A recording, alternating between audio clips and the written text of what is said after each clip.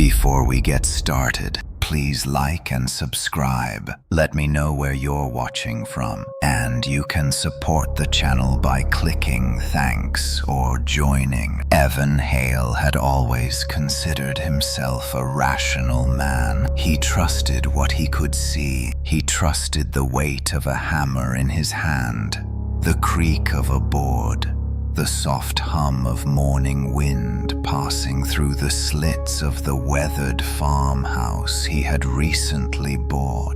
The place sat on the edge of a long abandoned field in northern Vermont, a landscape quiet enough to swallow the world. It was exactly what he thought he needed, a place to reset after the collapse of his last job and the slow erosion of a life he no longer recognized. Evan arrived at the farmhouse in late October. Leaves fell in spirals, painting the ground in dull reds and fading yellows. The air carried the cold bite of the coming winter. The house welcomed him with a groan of its old bones as he stepped across the porch. Inside, dust floated in beams of afternoon light. Every corner seemed to breathe history, and though Evan would never admit it, something about the place felt like it had been waiting for him. That first night should have been unremarkable. He unpacked, ate a simple dinner, and sat on his mattress, scrolling through messages he no longer intended to answer. At 11:30, he forced himself to sleep.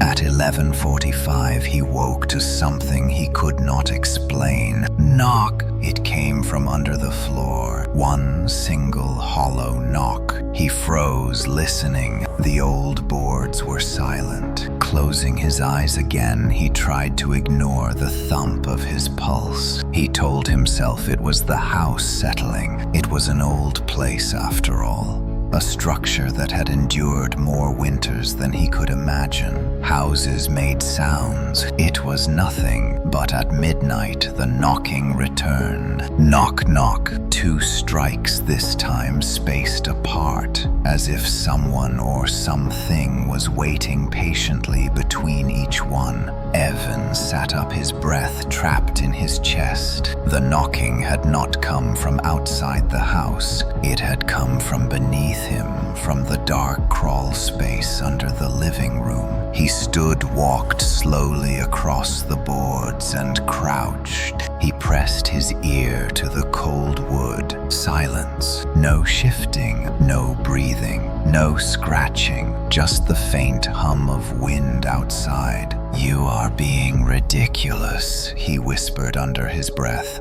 though he avoided using any name or sound that might echo in that long room. He returned to bed. Sleep ignored him. The next morning, sunlight softened the edges of his fear. He told himself he had been stressed, exhausted, and too eager to imagine something wrong. He spent the day cleaning. The house was sturdy despite its age. Strong beams held the ceilings. The floors, though worn, had not lost their strength. Only one section bothered him, the boards near the center of the living room where the knocks had come from. That part of the floor seemed newer than the rest, as if replaced recently. Fresh nails shone against the older wood. Who had fixed it, and why? Evan tried not to dwell on it. That night, exhaustion pulled him into sleep easily. He imagined he would sleep through till morning. At 12:22, the knocking woke him again. Knock! A long pause. Knock, knock, knock. 3 this time.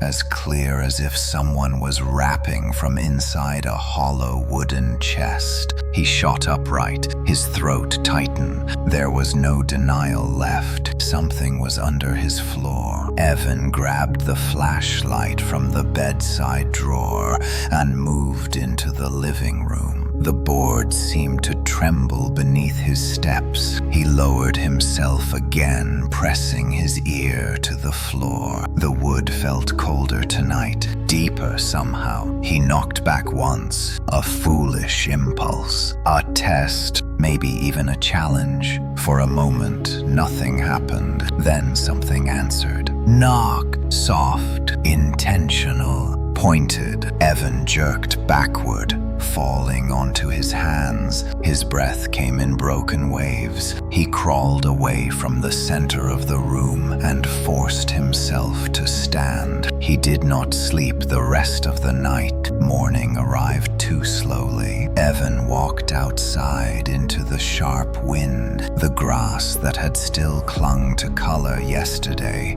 now looked sickly pale. Something in the farmhouse felt heavier, as if the knocking had been only the beginning, as if the house had finally noticed him. He returned indoors and forced himself to lift the rug covering the center of the living room. The floorboards here indeed looked newer. He hammered one loose, careful not to break it. When he lifted the plank, a gust of cold, dusty air escaped from below. His flashlight beam cut through the darkness of the crawl space. Nothing moved. Cobwebs hung in long threads. Soil spread beneath the house in uneven mounds. No sign of rats, no pipes, no living thing. But there was something else. On the underside of the plank he had removed were small impressions, almost like prints. 4 round marks arranged in a line. Not claws, not human fingers, something in between, something that pressed up from below and left its shape behind. Evan stared at them, unable to breathe. That night he prepared for the knocking. He sat in the living room, lights off, flashlight ready. Midnight crept across the walls. The house felt too quiet, too patient. At 12:15, the first knock came. Knock!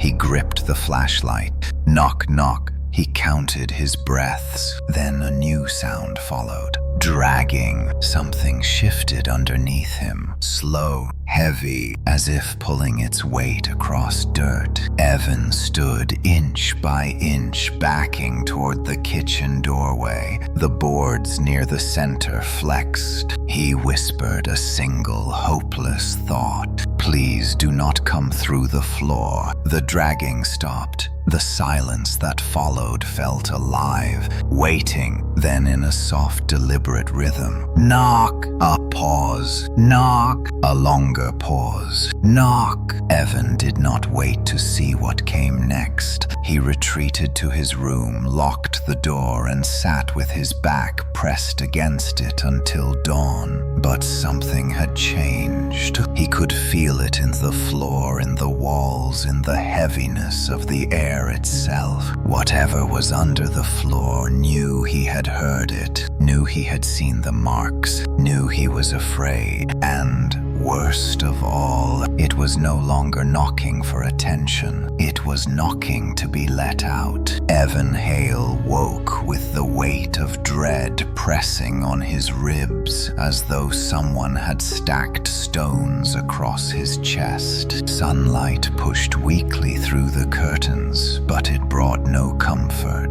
The farmhouse felt colder than yesterday. Colder than any morning since his arrival, as if something inside its old walls had begun swallowing the warmth.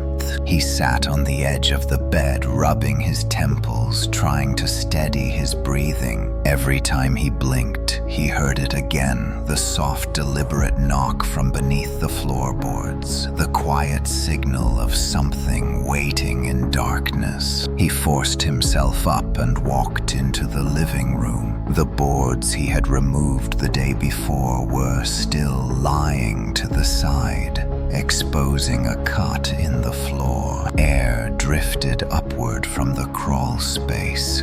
A stale breath touched with soil and something faintly metallic. Evan crouched again, shining his flashlight down into the black.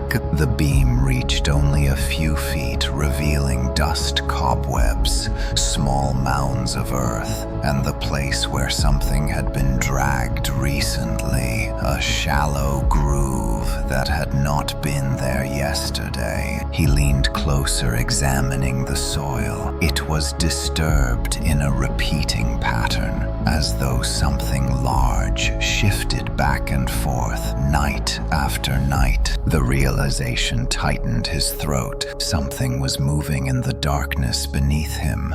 Something heavy enough to leave marks. Something patient enough to wait until the house fell quiet. Something that now knew he was aware of it. He covered the opening again, securing the plank, though he avoided looking at the underside where the strange impressions still marked the wood. Evan needed answers. He grabbed his coat and stepped outside, hoping that distance from the house might lift the constriction around his lungs. The air was sharp, the field around the farmhouse strewn with dead grass that rasped softly with every gust. Birds circled overhead, but none landed near the house. It struck him as odd how quiet the land truly was. No distant animal noises, no rustling from the forest bordering the property. It felt deserted, abandoned by every living thing except for him. He drove into town intent on finding information. The small market sat in the center of the otherwise fading community. Inside, a woman with silver hair braided tightly down her back looked up as he entered. Her eyes narrowed in a way that made Evan feel as though he were tracking dirt across a sacred floor. "You are the man who bought the old Calder place," she said.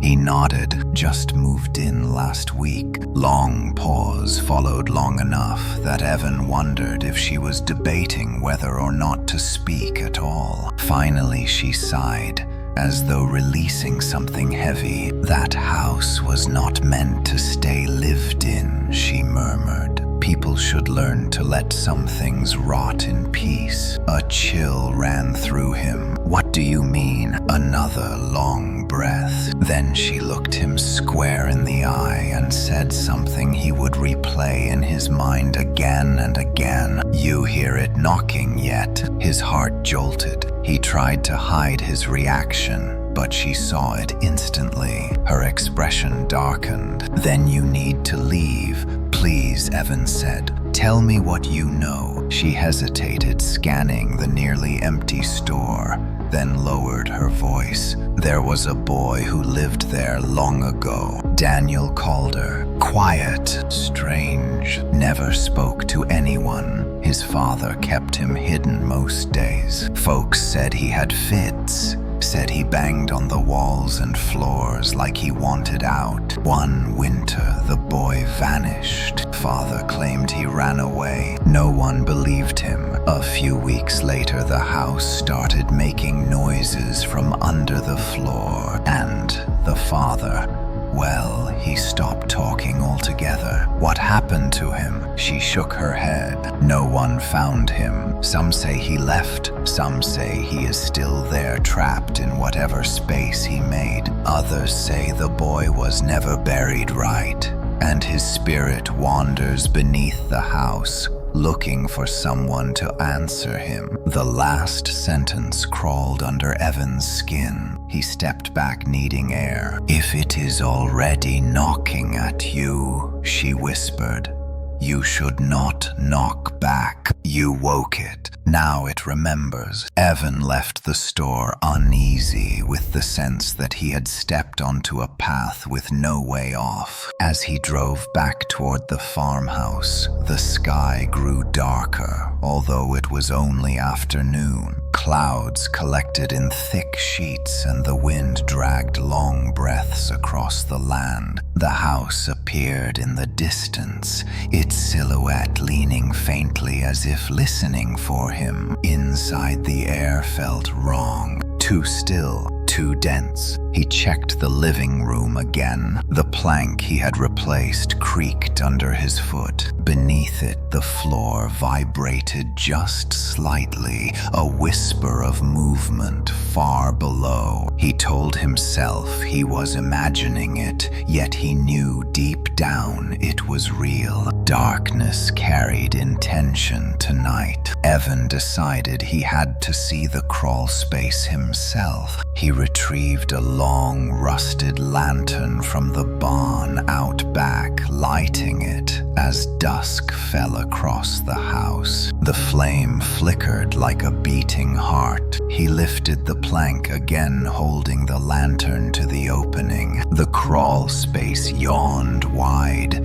swallowing the pale orange glow. Something about the air drifting up felt different now, heavier, cooler, touched by rot. He lowered himself slowly, feet first, onto the dirt below. The space was tight, but tall enough to crouch. The lantern cast his shadow against the wooden beams, making it stretch unnaturally along the soil. Every sound was amplified, the faint drip of moisture, the groan of the house, the quiet shiver of dust shifting beside him. Then he saw it. At the far end of the crawl space where the lantern's glow barely reached the soil had been disturbed. Fresh, a long furrow dragged toward the center beneath the living room. Small mounds lined the path as though something had crawled across the earth, pulling its weight. He followed the groove carefully until he reached a section of the floor directly beneath where his bed stood. The soil there was disrupted more violently, as though something had tried to rise. He swallowed thickly, gripping the lantern tighter. A faint sound fluttered against his ears, not knocking, but breathing slow, ragged, almost human. His pulse hammered. He extinguished the lantern immediately, plunging the space into perfect darkness. And in that darkness, he heard something else. The soft shifting of soil, the faint scrape of nails or fingers dragging through dirt. Evan backed away, one trembling step at a time, until he reached the opening. He climbed quickly, replacing the plank, just as something brushed the underside of it, making the wood vibrate like the skin of a drum. He stumbled backward, gasping for breath. Night arrived with suffocating speed. Evan refused to sit in the living room, afraid the knocking would begin again. Yet as the hours passed, the house remained unnervingly silent. No wind, no creaks, no breathing beneath the floor. It was waiting. At 12:30, the silence broke. A voice whispered from beneath the boards. "Let me out." Evan froze, every nerve in his body screaming. The voice was small, childlike, but warped, as though spoken through layers of earth. A second whisper followed. "You heard me." Then came the knocking. Knock, knock, knock. Slow, deliberate, and hungry. Something buried beneath the house no longer wanted to stay buried. It wanted him. Evan Hale did not sleep.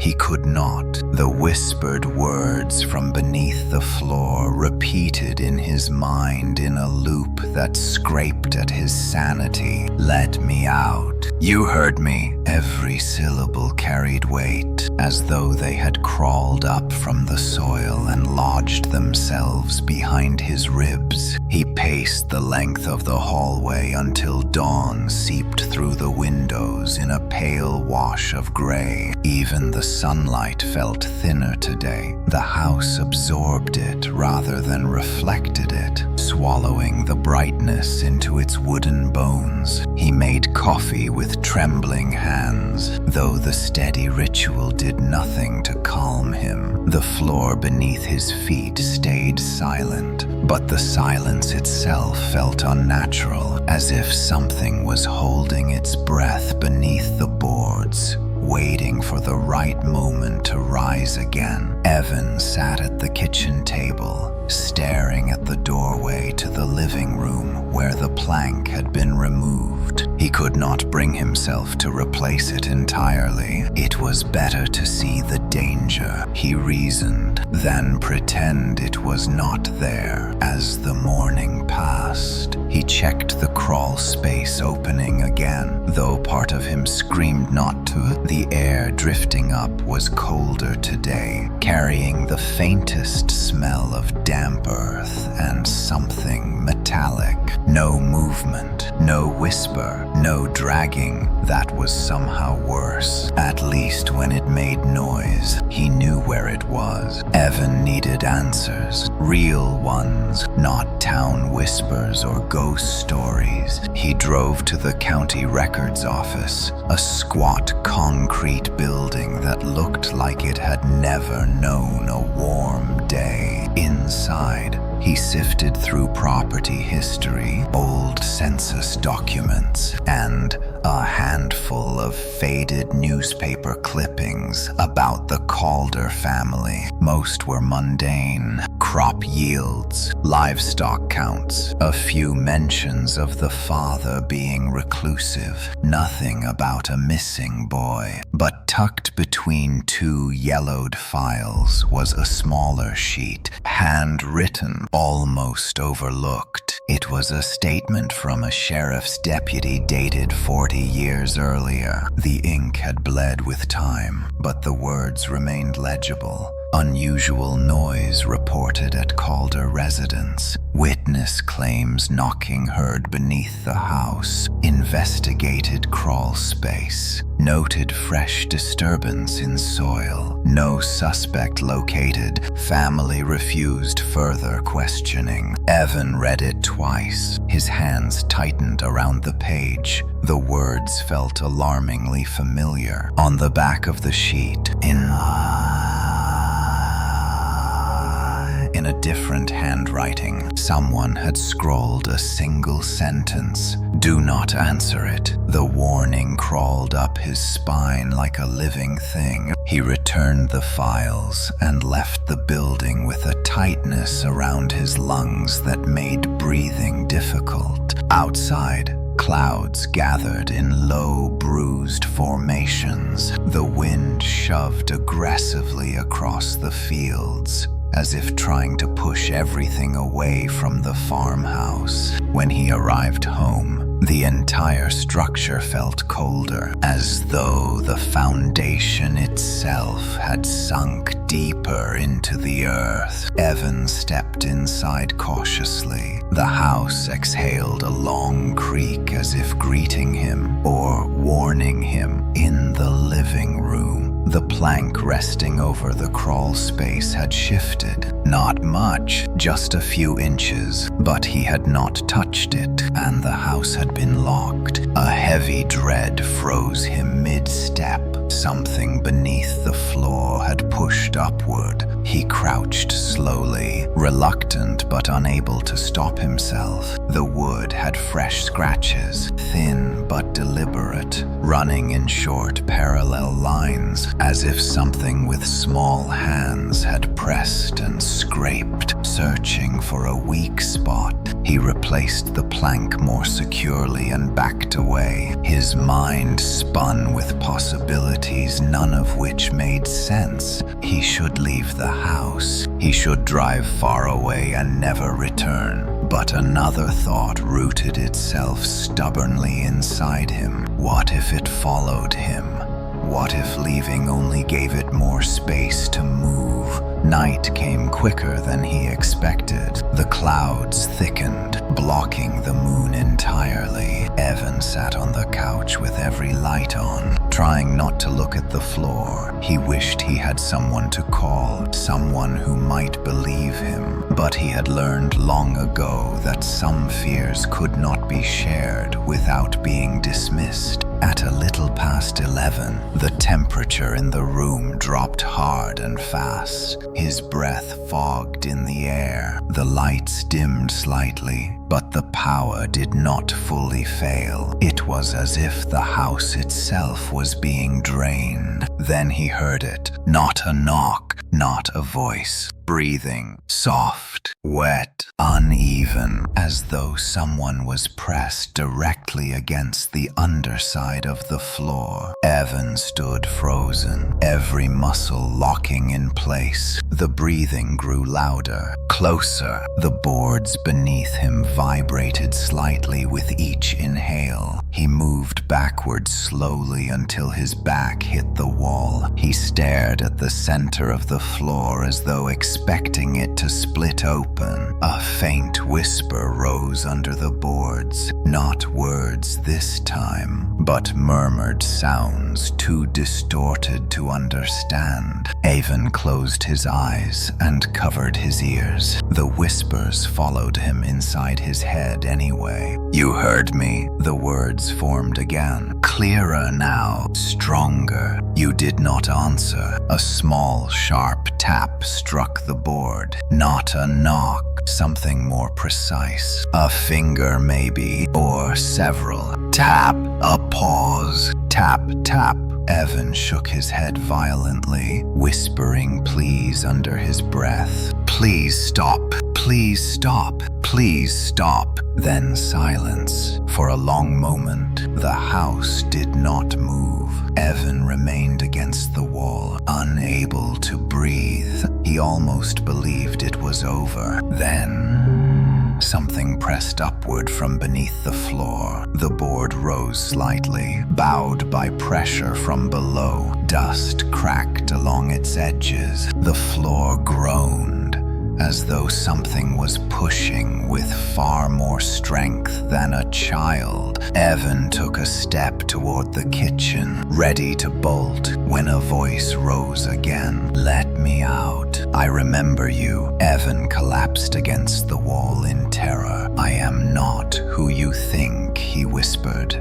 though he doubted the thing cared about truth. Footsteps approached from the hallway. Evan jerked his head toward them, but no one was there. The footsteps continued anyway, soft, slow measured, as if something unseen had risen from the crawl space and was now walking through the house. Evan held his breath, listening as the steps circled the room behind him. The air grew colder still. The light bulb nearest him flickered violently. The footsteps stopped inches behind him. For a long moment, nothing happened. Then something exhaled against the back of his neck. Evan screamed and stumbled forward. He grabbed the lantern from the table and swung it blindly around the room. Nothing there, but the footsteps resumed, circling him slowly. As the temperature plunged, he backed into the corner, trembling uncontrollably. The thing beneath the floor was no longer beneath the floor. It had risen somehow, or perhaps it had always been able to move and had simply chosen tonight to reveal it. The footsteps stopped again. The silence tightened around him like a rope. Then a final whisper filled the room, closer than ever before. "You opened the way." The lights went out, and something stepped toward him in the dark. Darkness swallowed the room so completely that Evan Hale could not tell if his eyes were open or closed. For a long moment he did not move. He did not breathe. The air felt too heavy, too thick, as if something unseen pressed against his chest, preventing his lungs from expanding. His fingers tightened around the lantern,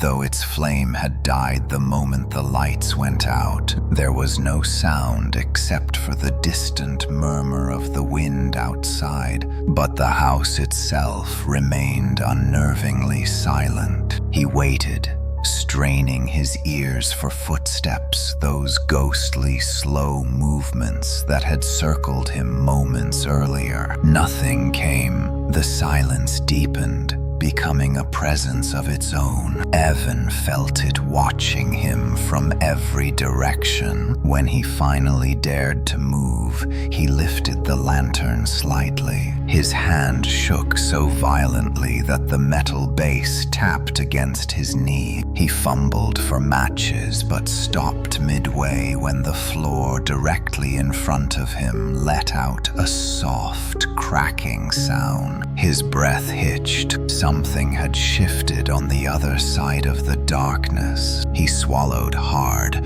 forcing courage into his shaking limbs. He struck a match. The tiny flame gave off a trembling glow, barely strong enough to reveal a few inches of the floor. Dust shimmered around him like suspended ash. "Hello," Evan whispered, instantly regretting it. The flame dimmed, as though something leaned close to it. Then a whisper slithered through the air. "You opened the way." Evan jerked back. The match dropped from his fingers and extinguished before hitting the floor. He grabbed another match and lit it with desperate speed. The flame shook, illuminating the room just enough for him to see that the doorway leading to the hallway was now darker than the rest of the house. As if the shadows there had thickened into liquid. Something moved inside that darkness. Not a figure, not a shape, just the suggestion of motion. Something that pulled the shadows with it, like a drag of ink in water. Evan staggered up to his feet, though every instinct screamed at him to stay silent and still. He backed toward the kitchen, keeping the small flame between him and the encroaching void. The darkness followed. A chill swept the room, cold enough to numb his fingertips. The match flickered violently. If it went out, he knew he would be lost in the dark, with whatever had climbed out from beneath the floor. He grabbed the lantern and lit the wick with the trembling flame. The lantern sputtered, then flared to life, filling the room with a fragile circle of orange light. The shadows recoiled, but not far. They lingered at the edge of the glow, almost tasting its warmth. Evan forced himself toward the back door. He dragged the lantern with him, careful not to let it swing too wildly. The house groaned with each step he took. Floorboards shifted subtly as if footsteps answered his own. He made it to the door and pulled. It did not move. He pulled again harder. Still nothing. It was as though someone held it shut from outside. A whisper rose behind him. "You cannot leave yet." Evan spun around, clutching the lantern tight. The living room was still empty, but the shadows near the hallway pulsed once, swelling forward like a slow exhale. He stumbled backward into the door, his heartbeat pounding in his ears. "Why me?" he yelled, though the words cracked in fear. The shadows quivered, as if amused. "You heard me." He shook his head. "I did not open anything. I did not do anything." But the voice moved closer, carrying the soft rasp of soil, shifting the stretch of something emerging from a narrow space. "You listened," you answered, so I followed. The lantern flickered again. The glow dimmed for a heartbeat, then steadied. Evan bolted toward the front of the house, the only exit left. He He sprinted down the hallway, lantern bouncing against his palm, light jerking wildly across the walls. Paint peeled in strips like dried skin. The air thinned, making each breath sharp and hollow. He reached the front door and grasped the knob. It turned. Relief nearly buckled his knees. He shoved the door open and stumbled out onto the porch, gasping for air. Cold night wind rushed against him. The field was drenched in a gray haze, the sky smothered by thick clouds. But out here, the darkness at least belonged to the world, not to the house. He stepped off the porch and into the yard, turning to face the farmhouse. It looked different tonight, taller, narrower, as if the house had subtly shifted in shape, responding to whatever had risen beneath it. The windows reflected no light, not even from his lantern. They stared back like hollow sockets. A faint sound echoed from inside. "Knock!" Evan froze. The knocking continued, one slow tap after another, following a pattern almost like a heartbeat. Knock, knock, knock.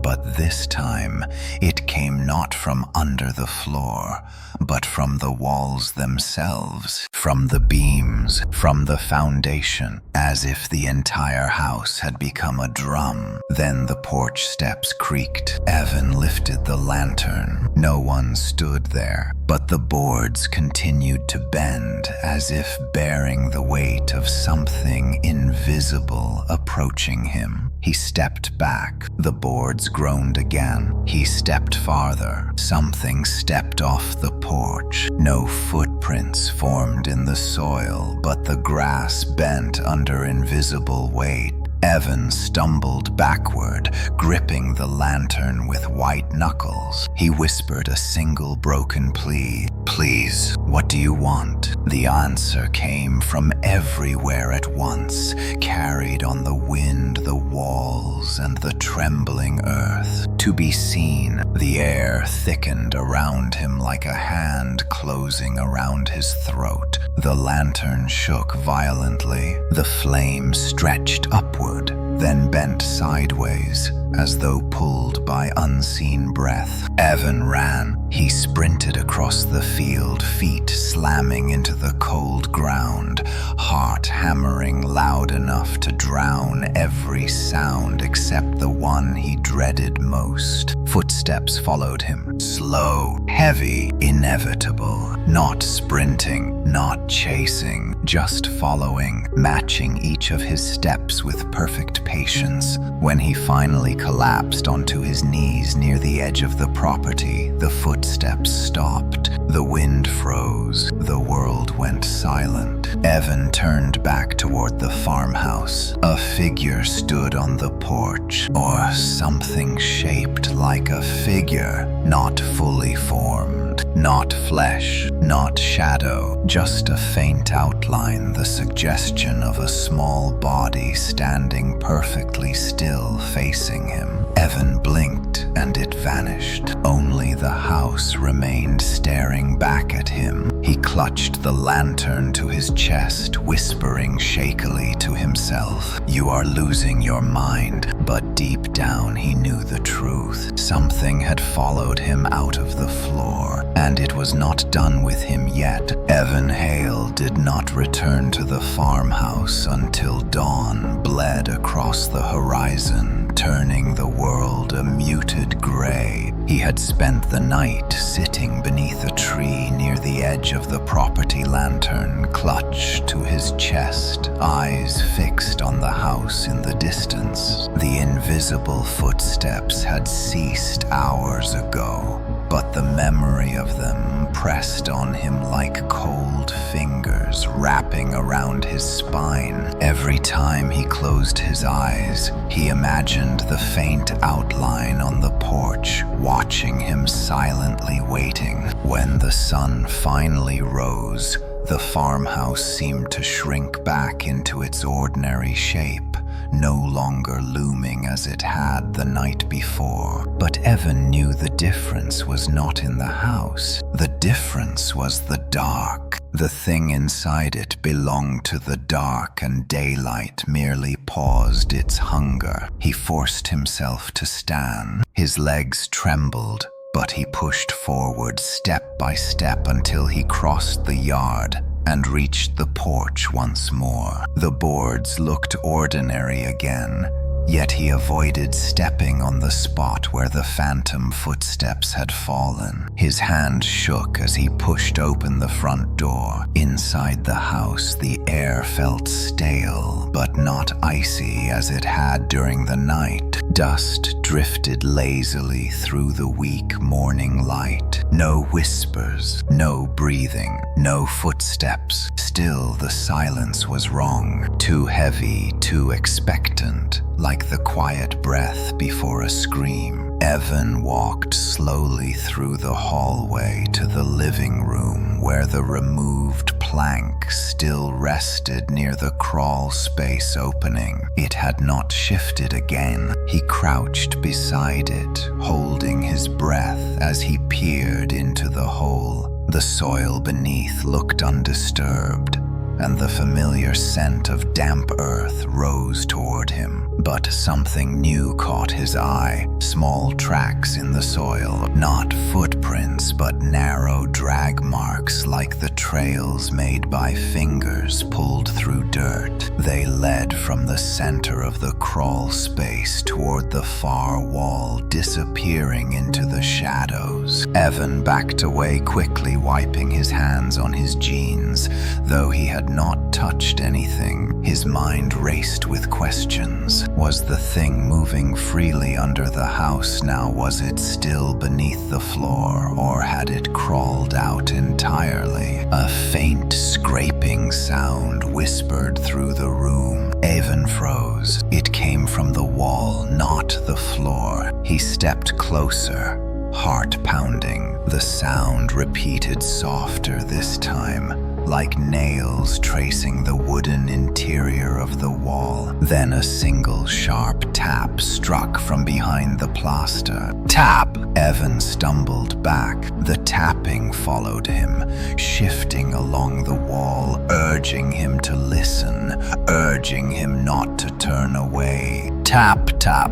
Then a whisper threaded through the wood. Let me see you. Evan fled from the living room, refusing to hear more. He slammed the door behind him, though he knew the gesture was pointless. Whatever was inside the walls did not care about physical barriers. He needed help, real help. He grabbed his keys and left the house without looking back. The drive into town felt unreal, as though he were moving through a dream. Every shadow seemed to stretch toward him. Every turn in the road felt colder than the last. He reached the small market again, the only place where someone had spoken honestly to him about the Calder house. The woman with the silver braid looked up as he entered. Her eyes widened, as though she had been expecting him and feared what that meant. "It knocked at you again," she said. Evan nodded, unable to trust his voice. "You need to get out of that house. Something is in there," he whispered. "Something that is not supposed to exist." The woman stepped closer, gripping the counter with white knuckles. Her voice dropped low enough that only he could hear. "You should not have answered it. That is how it wakes. That is how it climbs." "What is it?" "No one knows," she said,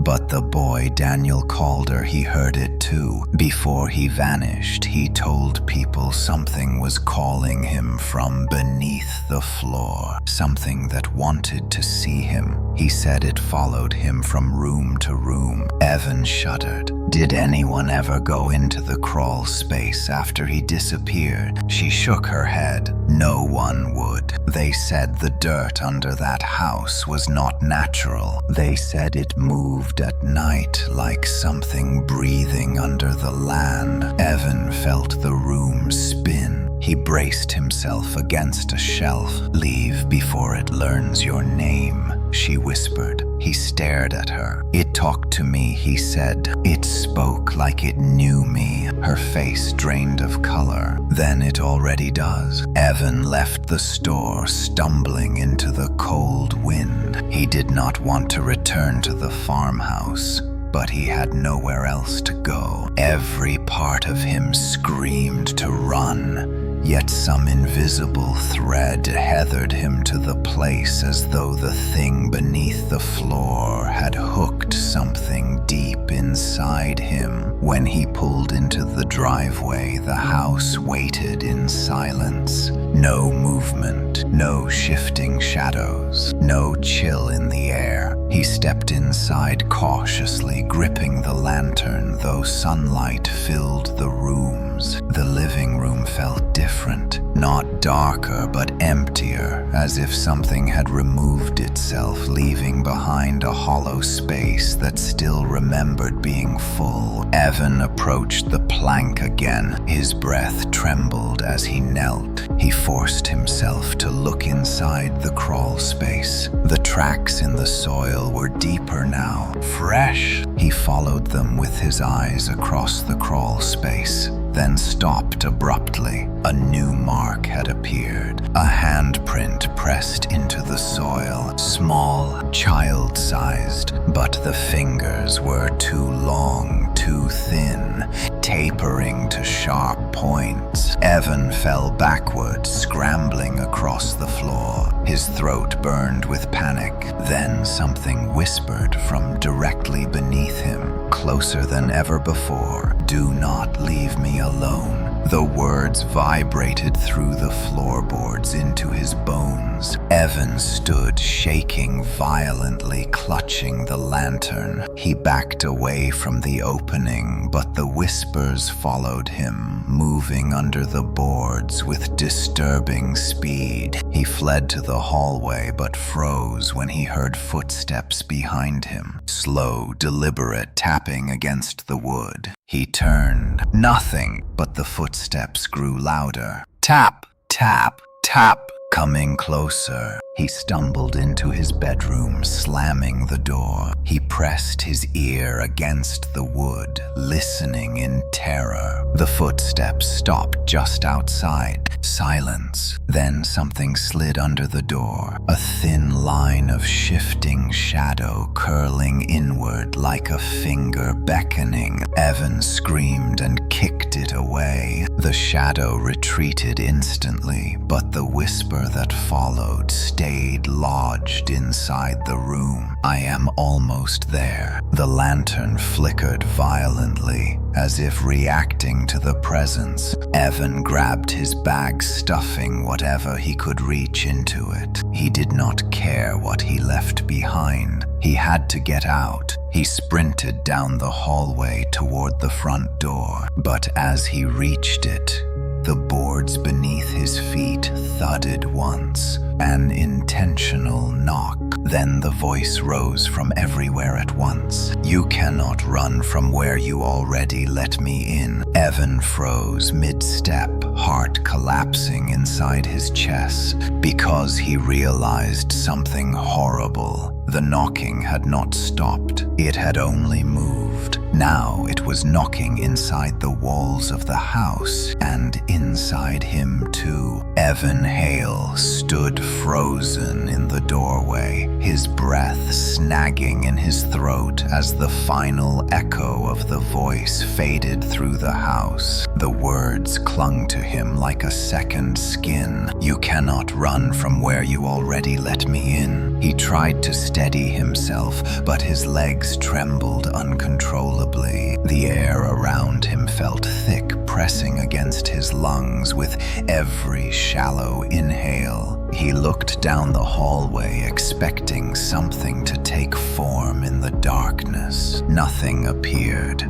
but the silence stretched taut, humming with unseen presence. He stepped backward until his shoulder brushed the wall. His pulse hammered against his ribs. The house watched him. He could feel it in the way the shadows clung to the corners, and the way the boards beneath him seemed to hum faintly. Everything was too still, too aware, too alive. He forced himself to move down the hallway toward the living room, hoping daylight would weaken whatever presence lurked inside. His shoes struck the boards softly, yet each step echoed as though the house was memorizing his movements. When he reached the living room, sunlight filtered weakly through the windows, painting pale stripes across the floor. The crawl space opening remained uncovered. He avoided looking directly at it,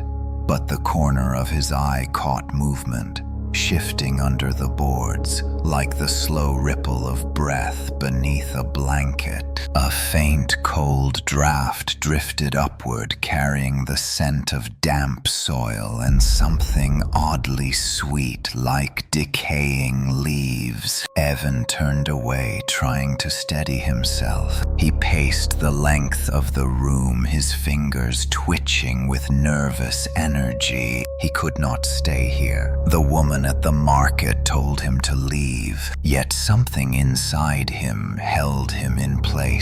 Not fear exactly, but something heavier, a compulsion that slithered through his thoughts. The whisper from beneath the floor echoed again in his mind. "Do not leave me alone." He pressed a hand against his forehead. He needed clarity. He needed to understand what was happening before he lost his ability to think. He grabbed his coat and rushed outside into the cold morning air. The wind struck him sharply, but the world outside felt mercifully normal. Birds moved through distant branches. The sky, although overcast, held no unnatural darkness. For a moment he allowed himself to breathe deeply, but then he heard it. Thud, not from inside the house, from beneath the front porch. He staggered backward, staring at the wooden steps. Dust trickled from the slats. Another deep thud vibrated through the boards. Slow, heavy, intentional. Something was beneath the porch now too. Something that moved with the weight of memory and long-buried hunger. Evan forced himself away from the house entirely, retreating to the edge of the property. The grass whipped around his legs in the rising wind. He pulled out his phone with shaking hands,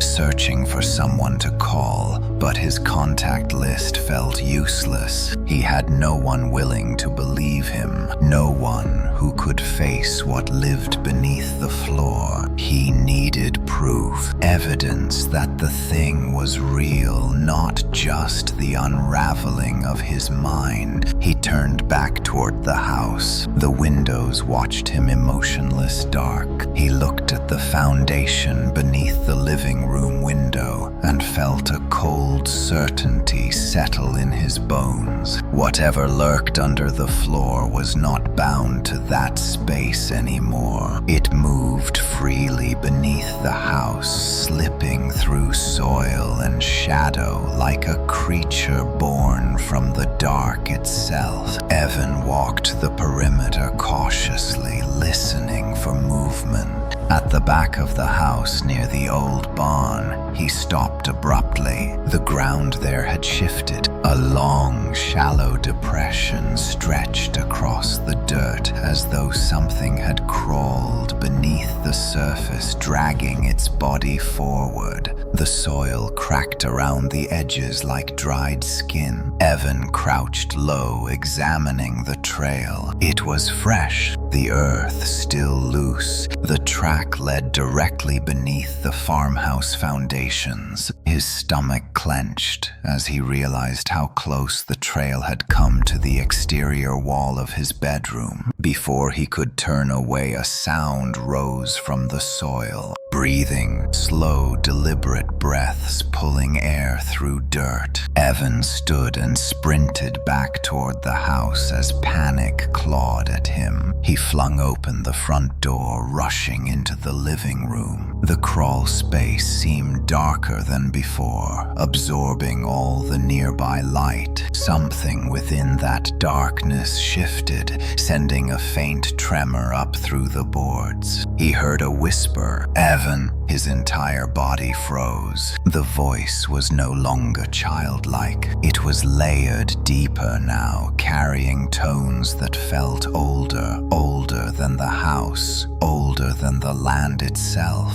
He forced himself to speak. "What do you want from me?" The floor answered with a single soft knock, then another, then a third, a pattern forming. Knock, knock, knock, followed by a whisper that seeped through the boards like smoke. "To see you." Evan backed away, shaking violently. The shadows in the corners of the room unnaturally deepened, stretching upward along the walls, as though climbing toward him. The lantern flickered on the table, though he had not lit it. Its flames sparked faintly, then died, leaving only the heavy hush of a house that had become far more than wood and nails. He stumbled into the hallway, gasping for breath. The walls felt closer, narrower. The air grew colder with each step, as though something followed behind him, brushing against the boards. He hurried to the bedroom, but stopped short when he noticed the new marks on the floor. Small, parallel scratches etched lightly into the wood as though made by long, thin fingers. He knelt despite his fear, pressing his hand to one of the marks. The wood felt cold, too cold. The chill seeped into his skin, traveling up his arm like creeping frost. Then footsteps echoed from the living room, slow, soft, familiar, but no one was there. He stood quickly, backing into the wall. The footsteps grew louder, moving through the hallway. He held his breath. He had nowhere to run, nowhere left to hide. The footsteps stopped just around the corner. Then something exhaled, not from the floor, not from the walls, from the air itself. Evan turned and bolted into the bathroom, slamming the door behind him. He braced his back against it, heart thundering as he reached blindly for the light switch. The bulb flickered to life, casting trembling illumination across the tiled walls. Every shadow twisted unnaturally along the edges of the room as though trying to stretch into human shapes. Another knock struck the bathroom door, slow, rhythmic. Knock! Pause. Knock! Evan pressed his hands over his ears. "Leave me alone," he shouted, though he knew it was pointless. The knocking stopped. Then a voice spoke from directly behind the bathroom mirror. "You let me in when you listened." Evan stumbled backward, crashing into the sink. The mirror did not crack, did not tremble, but the voice seeped through again, whispering his name with growing familiarity. "Evan, Evan, Evan." He grabbed a towel, swinging it at the mirror in useless panic. The reflection wavered slightly like ripples moving across water, but no face appeared other than his own terrified one. He fled the bathroom, racing toward the front door for the second time. He grabbed the knob, twisting desperately. This time it opened. He burst into the cold afternoon air, gasping as though he had been drowning. He sprinted into the field, putting as much distance between himself and the house as possible. But halfway across the yard, he felt it. A knock, not from the house, from beneath the ground under his feet. A hollow sound echoing upward through the soil. Knock, then another. Knock, Something had followed him outside, and it was no longer trapped beneath the floor at all. Evan Hale did not know how long he stood frozen in the middle of the field, staring at the ground beneath his feet. The knock still echoed through the soil, reverberating up his legs into his spine. The sensation was sickening, like feeling a heartbeat that was not his own pulsing beneath the earth. Wind gusted against him, carrying dust and brittle grass. But even the world's natural movements seemed drowned out by that hollow, subterranean calling. He staggered backward, step by step, until the knocking faded. His breath tore unevenly through his chest. The farmhouse loomed in the distance, its silhouette leaning slightly, as though drawn toward him by invisible threads. Every instinct warned him not to return, but he also knew he could not stay out in the field. Whatever had followed him was not bound to the house anymore. It moved through the earth like it belonged there. Like the soil itself was its body. Evan turned and walked quickly toward the road, intending to leave the property entirely. His car sat like a lifeline in the driveway, headlights dull beneath the gray sky. But when he reached for the door handle, a cold sting shot up his arm. The metal was freezing, as though it had been sitting in winter frost, not a mild afternoon. He yanked his hand away, breathing sharply through his teeth. The ground beneath the car shifted, just a small twitch, but enough to send fresh terror through him. No. He backed away slowly, afraid that running might trigger something. The soil settled again, as though sinking deeper. He forced his trembling legs to carry him away from the driveway entirely. If he could reach the road, maybe someone would drive by. Maybe he could just keep walking until he reached town. Distance might weaken whatever connection the creature had to him. He made it halfway down the long dirt path before stopping abruptly. Something was wrong. Ahead of him, the road shimmered faintly, as though viewed through heat waves, yet the air was freezing. The path looked stretched, too long, too narrow. The distance between him and the road, shifting subtly like a mirage bending on a hot day. Evan blinked hard. The illusion remained. He took a step forward. The ground knocked again, but this time it was not beneath him. It was behind him. He spun around, expecting to see the creature rising from the soil. Instead, he saw the farmhouse. Its windows were pitch black. The doorway was a hollow mouth swallowing all light. From this distance, the house looked small, but the longer he stared, the more it seemed to grow taller, wider, heavier, leaning toward him like a living thing waiting for him to return. The air vibrated faintly, carrying another knock. Soft, measured, almost patient. Evan stumbled backward, turning again toward the road. The shimmering distortion tightened, twisting the space around him like a funnel. It pulled at his vision, stretching the world's edges. Panic clawed at him. His feet felt rooted to the spot, though he willed them to move. A whisper drifted across the field, carried by a wind that no longer felt like wind at all. Evan! His stomach dropped. He knew the voice. It had grown deeper and smoother, but he recognized the undertone, the strange echo it carried, like multiple voices speaking at once. Evan! The whisper came again, closer than before. He spun around, searching for the source,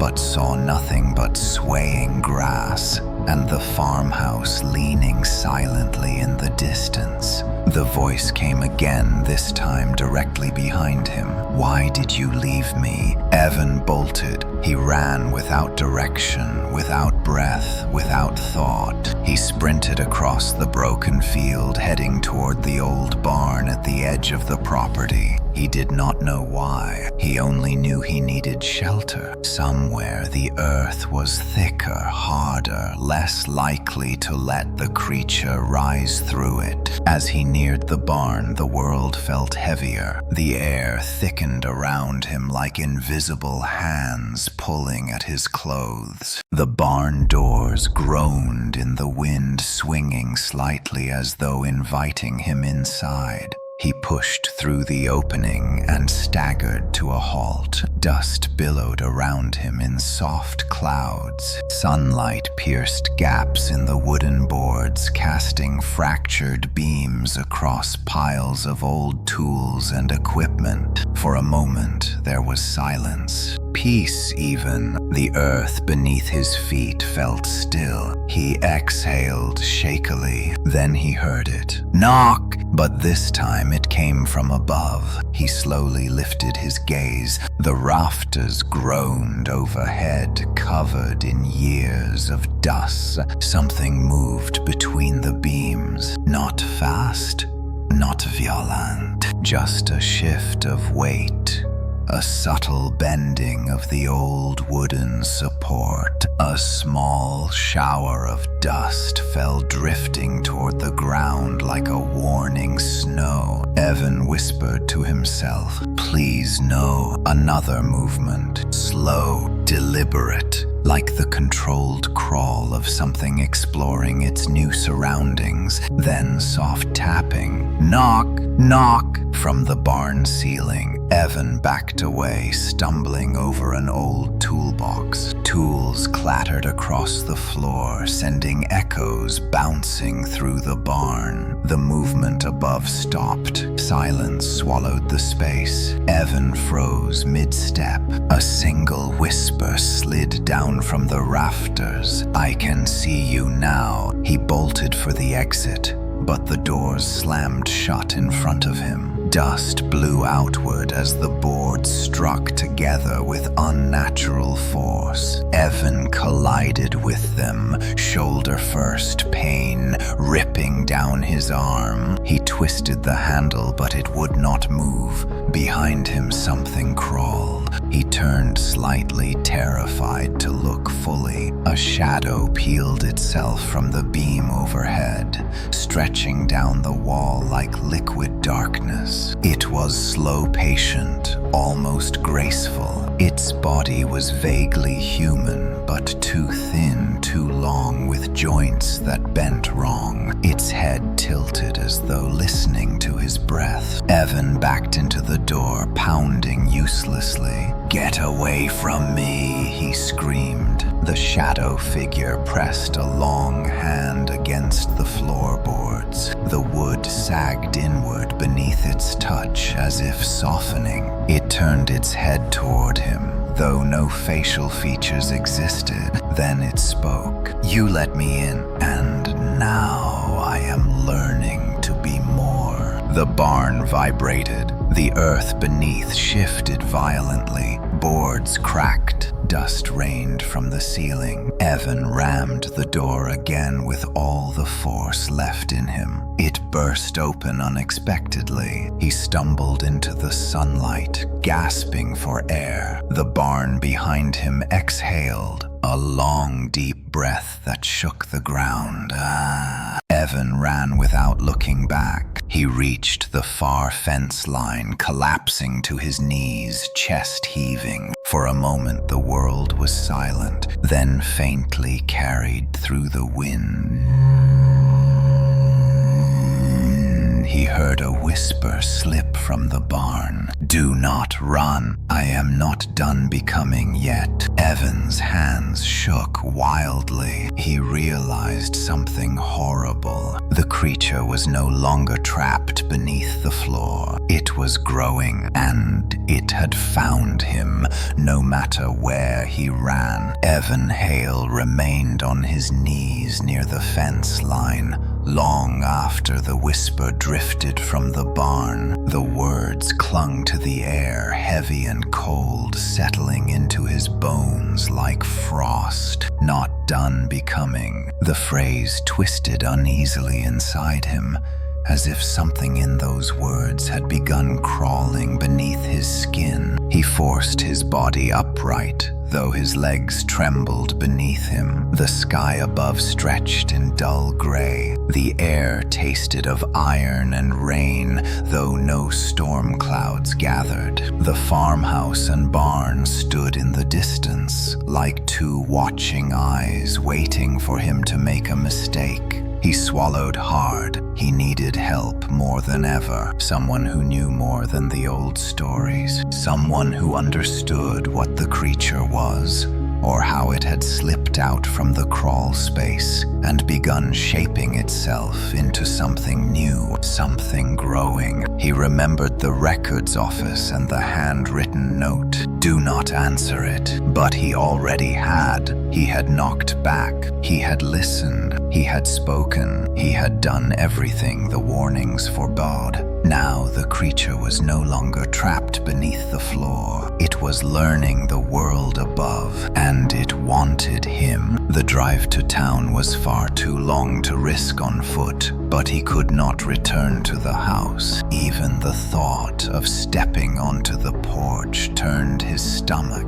Then a memory from his frantic search in the barn surfaced. An old bike leaning in the corner, dust coated yet intact. If he could retrieve it without getting trapped again, maybe he could leave the property long enough to reach the main road. He forced himself to stand. With each step toward the barn, the air thickened as though resisting his movement. Shadows pooled beneath the trees, shifting with unnatural rhythm. The barn door hung slightly ajar now, as if waiting. He hesitated, gripping a rusted metal gate for support. The barn remained silent. He stepped inside cautiously. Dust motes drifted lazily through narrow beams of light. No movement above, no shadow stretching along the rafters. The air felt still, too still. He scanned the room until his gaze fell on the bike leaning against the far wall. Relief flickered faintly in him. He crossed the space swiftly and grabbed the handlebars. The wheels creaked but held. He pulled it upright and began pushing it toward the door. Then something tapped behind him. Tap! He froze. Tap! Tap! The sound came from the rafters again. Breath hitched in his throat. He refused to look up. Instead, he shoved the bike harder, the tires dragging through dirt as he pushed toward the open doorway. Another sound followed, not tapping this time, but shifting weight. Wood groaning under something crawling slowly across the beams. Evan burst out of the barn into open air, gasping. He jumped onto the bike and pedaled with trembling force across the uneven field. Wind ripped through his hair, icy and sharp. He kept his eyes forward, refusing to glance back at the barn. But the sound followed, something knocking through the ground beneath him, matching the rhythm of his turning wheels. Knock, knock, knock! He pedaled harder. The house shrank behind him, but the knocking did not fade. If anything, it traveled with him, sliding beneath the soil like a shadow tracking his movement. He reached the beginning of the long dirt path that led toward the road. The world ahead shimmered again, slightly warped, as though reality were bending. He pushed through the distortion, feeling the air tighten around him like invisible threads pulling at his limbs. Then something whispered from beneath the ground under his front wheel. Slow down. Evan nearly crashed as he veered sharply to the left. His breath frayed into shards of panic. He leapt off the bike, letting it fall to the ground as he sprinted down the dirt path. He no longer cared about the bike. He needed distance. He needed people. He needed anything that was not soil or shadow or whispering dark. But the distortion grew worse the farther he ran. The road seemed to stretch endlessly like a moving horizon, receding with every step he took. His lungs burned. His legs shook. Behind him, the knocking continued, not from one place, but many. Knock, knock, knock, as if multiple hands pressed against the underside of the land itself. He stumbled to a halt, shaking violently. The world wavered before his eyes, turning faintly wavy, as though submerged beneath thin water. He blinked, hard tears welling from the cold air. Then everything stilled. No knocking, no wind, no distant whisper. The quiet pressed against him like a closed fist. Evan turned slowly back toward the farmhouse. The house seemed closer than before, though he had been running away from it. The barn loomed beside it, almost leaning forward. The world between him and the property appeared to fold slightly, as though reality itself bent to keep him from escaping. A voice rose from the earth beneath him. You cannot outrun what is learning to walk. Evan dropped to his knees, clutching his head. The whisper slithered through him, dark and hungry. He pressed his palms against the dirt, trying to anchor himself. I did not choose you, the voice said. You chose me when you answered. He shook violently. His throat ached. I did not know, he whispered. I did not know what you were. A low, amused sound pulsed through the soil. But I knew you. The ground trembled beneath his hands. Small ripples moved outward, as though something large shifted just below the surface. He scrambled backward, staring at the dirt in horror. A long, thin crack formed in the ground, not wide enough to open fully, but enough to let a cold breath escape.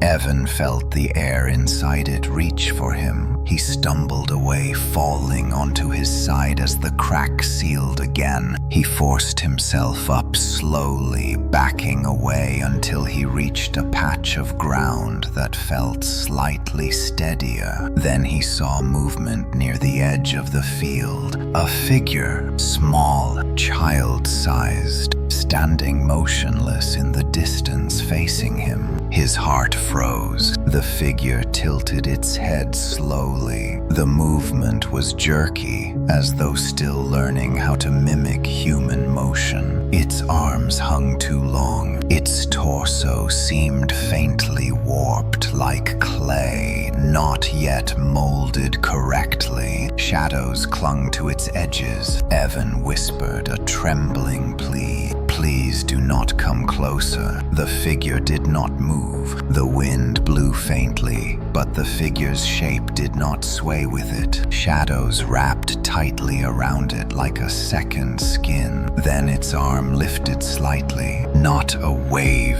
a beckoning. Evan staggered backward. His legs threatened to give out. He turned and ran blindly toward the far side of the property, where an old drainage ditch cut through the land. If he could reach it, maybe he could climb down and hide. But another knock struck the ground, not behind him, not beneath him, in front of him.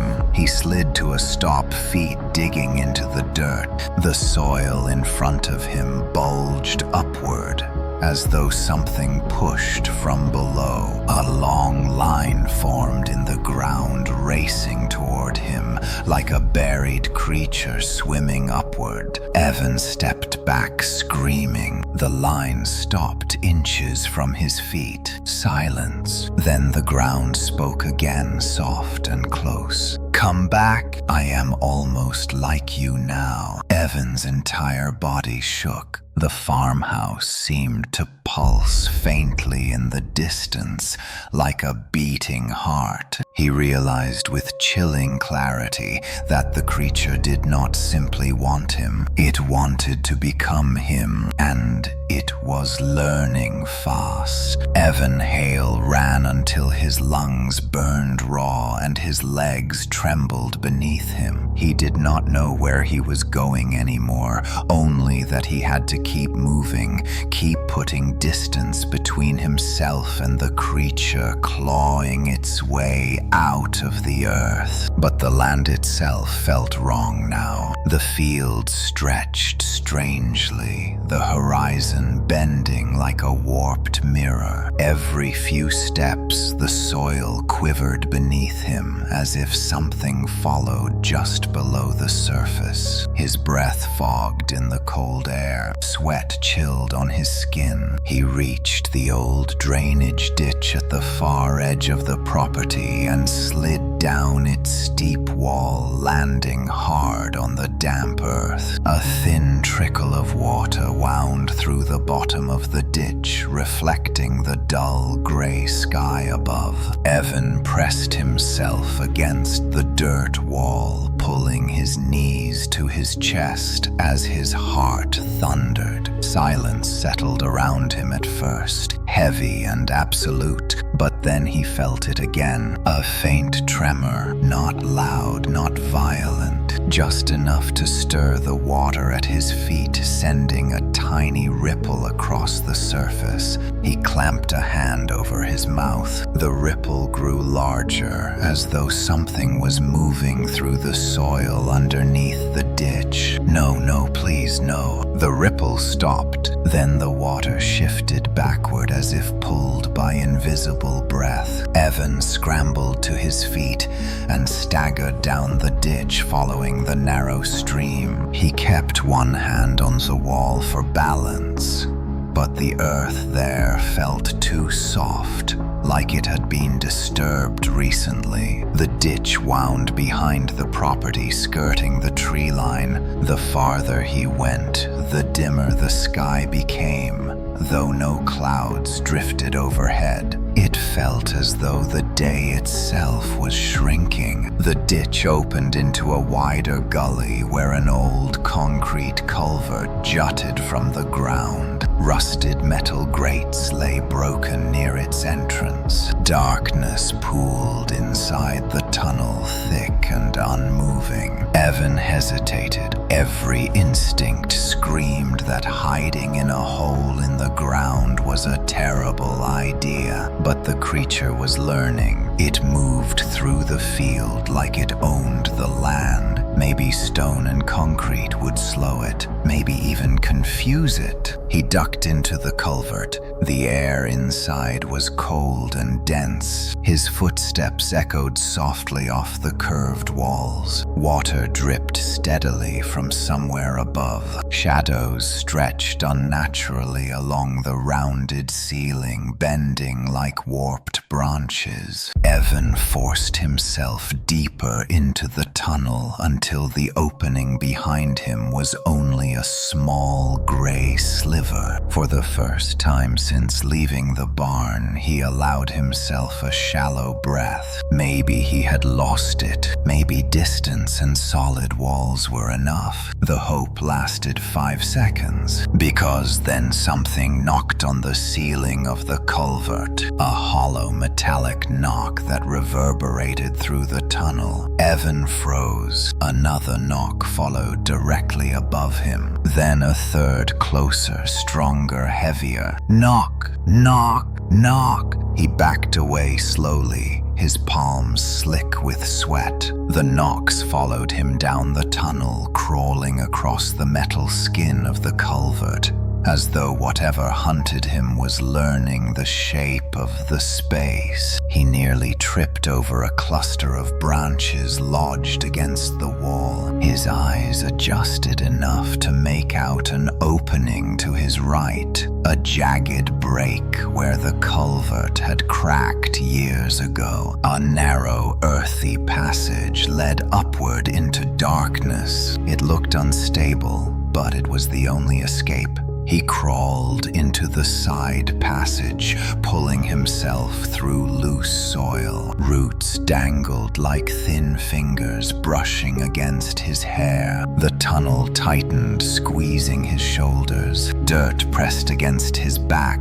He pushed upward until the space widened slightly into a cramped hollow beneath the roots of a massive tree. He sat still, breathing hard. The space was small enough that he had to crouch. Earth clung to the air, thick with the smell of rot. But the knocking had stopped. He waited, listening. Silence. Then a whisper drifted through the soil behind him. Almost. Evan spun around, but the darkness held nothing. The whisper seemed to come from everywhere at once.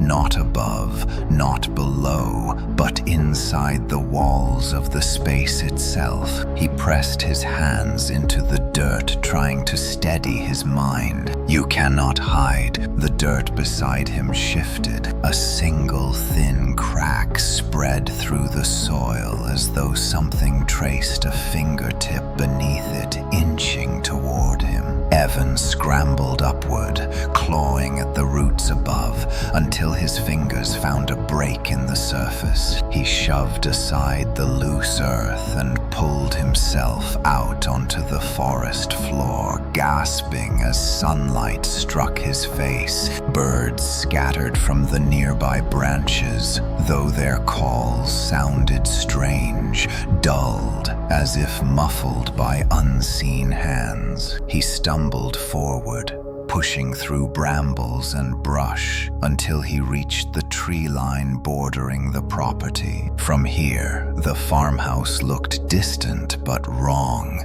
its edges warped by the strange distortion twisting the land. The barn seemed darker than the rest of the scene, as if shadows clung tightly around it, refusing to let go. The ground beneath his feet trembled softly. The tremor grew stronger. Then a long crack split the soil at the base of a nearby tree. Dirt fell inward, leaving a narrow gap that exhaled cold air. Evan backed away, whispering frantic pleas. Please stop, please stop, please stop. He tripped over a fallen branch and caught himself on his hands. When he looked up, the tree he had passed seconds earlier now leaned unnaturally toward him. The roots writhed slightly, as though something below was pulling them. He ran again, weaving through the woods. The forest sounded wrong. The wind carried faint whispers, not words, but rhythms, like something trying to mimic speech. It followed him. Every part of the land now felt alive, moving, breathing, learning. He reached an old hunting cabin, half buried by vines and moss. The door hung crooked, but the structure looked solid enough.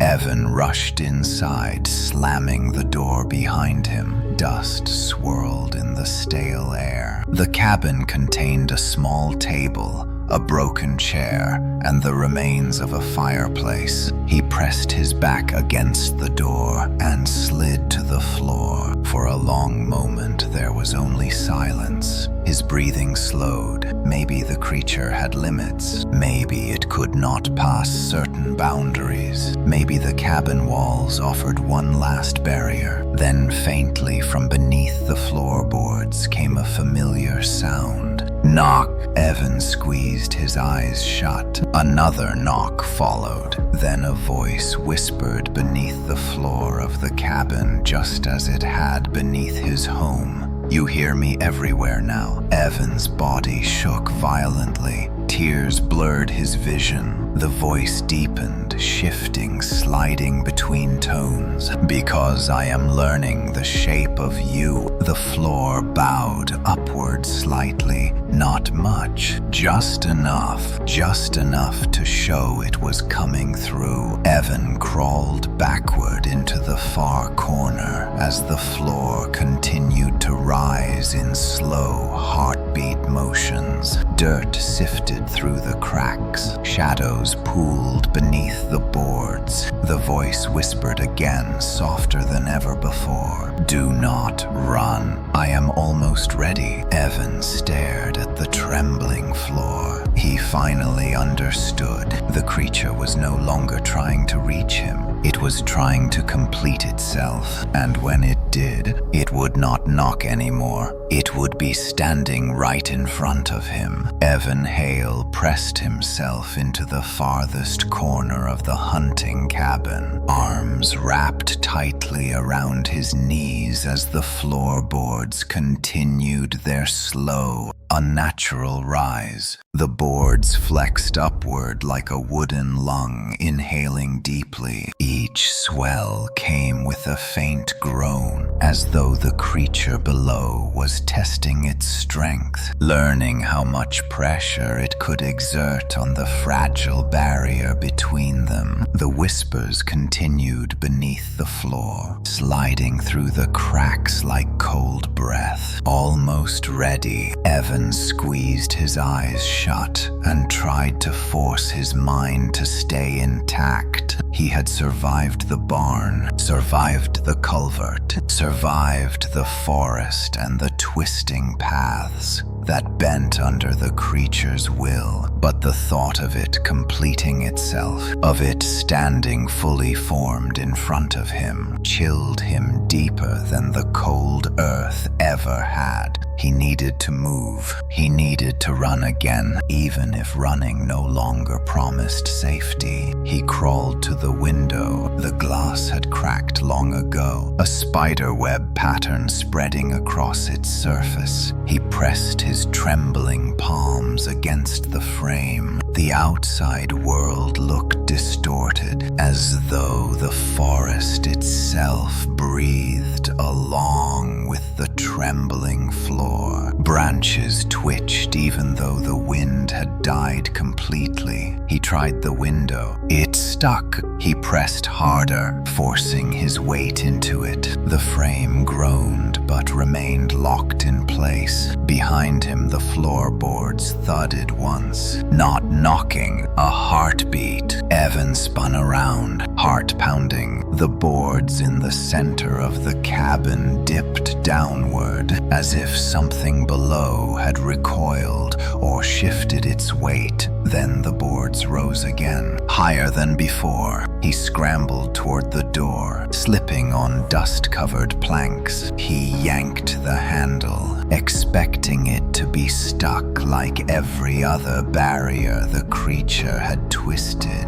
But to his shock, the door swung open easily. Too easily, cold air rushed in. Silence swallowed the forest outside. Evan hesitated. The simplicity of the escape felt wrong, like a trap left open for its prey to willingly step into. But staying was worse. If the creature broke through the floor completely, there would be nowhere left to hide. He bolted into the open forest. The cabin door slammed behind him with unnatural force. Evan didn't look back. He sprinted between the trees, branches tearing at his clothes. The air was bitter, almost metallic, as if the world tasted like rust. The forest, which should have been noisy with wind and distant wildlife, remained dead silent. Every footstep felt too loud, every breath too slow. Then he heard it, a soft rustling behind him. He sped up. The rustling followed. It did not imitate footsteps this time. It was more like dragging. Long, slow dragging, as if something enormous was pulling itself through roots and soil, but remained just beneath the surface. The dragging grew louder. Evan pushed his legs harder. His lungs screamed. His throat burned. He broke through a line of trees and stumbled into a narrow clearing where an old stone foundation stood, the remnants of a structure long since collapsed, moss-covered stones, a few shattered beams, and a large well at the center. He stopped only because the earth in front of him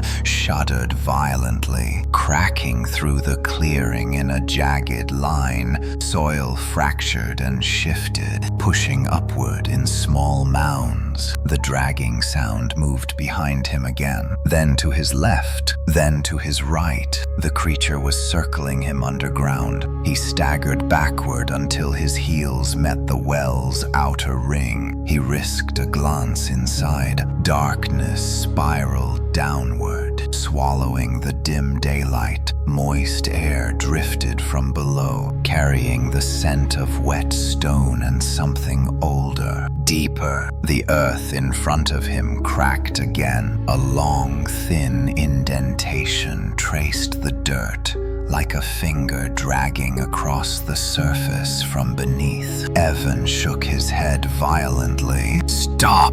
Please, leave me alone." The ground quieted for 3 seconds. Then a whisper rose so close it felt like it trembled inside his bones. "Cannot you open? You allowed." The soil near the base of the trees buckled upward. A shape pressed from beneath, faint and shifting, like a head trying to break through. Evan stumbled back again until his calves pressed against the stone lip of the well. Panic clawed his throat. He had nowhere else to run. The clearing felt too open, too exposed. The earth below could erupt at any moment. He scrambled onto the well's edge. If he could climb down just enough to rest on the internal stones, maybe the creature couldn't reach him through solid granite. Maybe depth would offer some kind of shield.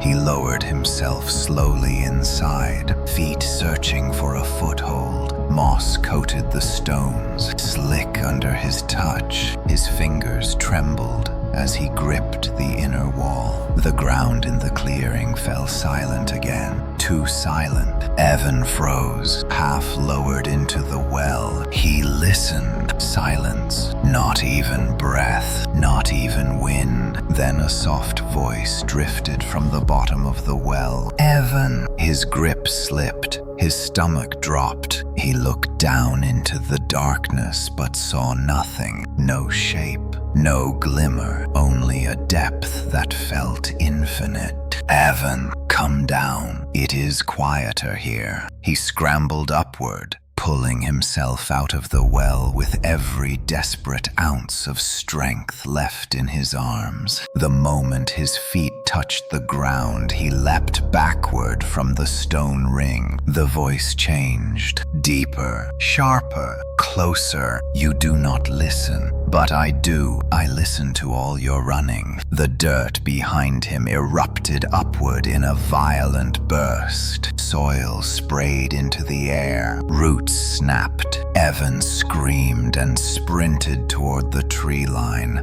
The clearing shook with heavy impacts beneath the soil like fists driving upward. The forest ahead warped again, stretching and bending as though the creature's influence reached into the air itself. Branches curled inward, forming a narrowing corridor. Evan plunged through, ignoring the scratches slicing across his arms. The forest groaned, its branches twisting as though something large passed through them unseen. He stumbled into another clearing, one he did not recognize. His mind spun. He should have been moving deeper into the woods, not circling back. But the forest was wrong. arranged in patterns that felt twisted and rearranged. Then he saw it, the farmhouse, standing directly ahead of him. Impossible. He had run in the opposite direction. The house leaned forward slightly, its windows pitch black. The barn loomed beside it, darker than shadow. Evan staggered backward. No. I ran away. I ran the other way. The front door creaked open slowly. The sound filled the clearing. Inside the darkness, a faint shape stood, small, child-sized. Evan froze. The figure stepped forward, moving in the wrong rhythm for any living thing. Too smooth, too weightless. Its limbs hung long and uneven, its head cocked at an angle that hurt to look at. Then the voice crawled through the clearing. I am ready now. The figure stepped closer. Each step landed with a hollow knock against the soil. Evan turned and ran, but the clearing bent around him. Space twisted like a funnel, drawing him back toward the house. The trees folded inward, blocking every escape route. The creature continued its slow approach. Knock, knock, knock. No longer asking, no longer beckoning, coming for him. Evan's vision blurred as panic clawed his lungs. The last thing he heard before his knees buckled was the creature's whisper. The floor was only the beginning. Evan Hale collapsed onto the cold forest floor as the creature's final whisper echoed through the clearing. His vision flickered in and out. The trees around him bending into impossible shapes, as if reality itself warped to make room for whatever had crawled out from beneath the farmhouse. The air tasted metallic, thick and stale, like he was breathing the inside of a sealed tomb. He forced himself upright, but his muscles trembled violently, threatening to give way beneath him. The warped, child-shaped figure still stood near the farmhouse door, watching him with its featureless face tilted. Its body shifted subtly like clay still being molded by unseen hands. Each motion sent a shiver through the earth beneath Evan's palms. The creature was almost complete, almost fully formed. And every second he lingered in its presence brought it closer. He had to move. He staggered backward into the trees. The forest bent again, branches curling inward like fingers trying to drag him back. He ducked beneath them and pushed forward until the clearing behind him disappeared into churning shadows. The ground beneath his feet trembled in slow pulses, each one growing stronger, as if something large walked beneath the soil at a steady pace. He stumbled over a root and caught himself on a nearby tree trunk. The bark felt warm under his palm, unnaturally warm. He yanked his hand away as the tree creaked softly, like it too had begun to breathe. The forest no longer belonged to the world he knew. It had become an extension of the creature, learning, mimicking, adapting. He forced himself to keep moving. The forest thinned slightly ahead, allowing faint gray light to filter through. His lungs burned. His heartbeat pounded unevenly, but the knocking beneath the ground grew louder. Knock, knock, knock. A steady rhythm, inevitable. Closer, he broke into another clearing, one he had not seen before. At the center stood the remnants of an old shack reduced to rotting wood and broken beams. Moss covered the structure so thickly it looked like it had grown out of the earth itself. Evan stumbled inside, desperate for even a momentary barrier between him and the thing stalking him. The interior was small and nearly empty, except for a collapsed shelf and a rusted metal drum.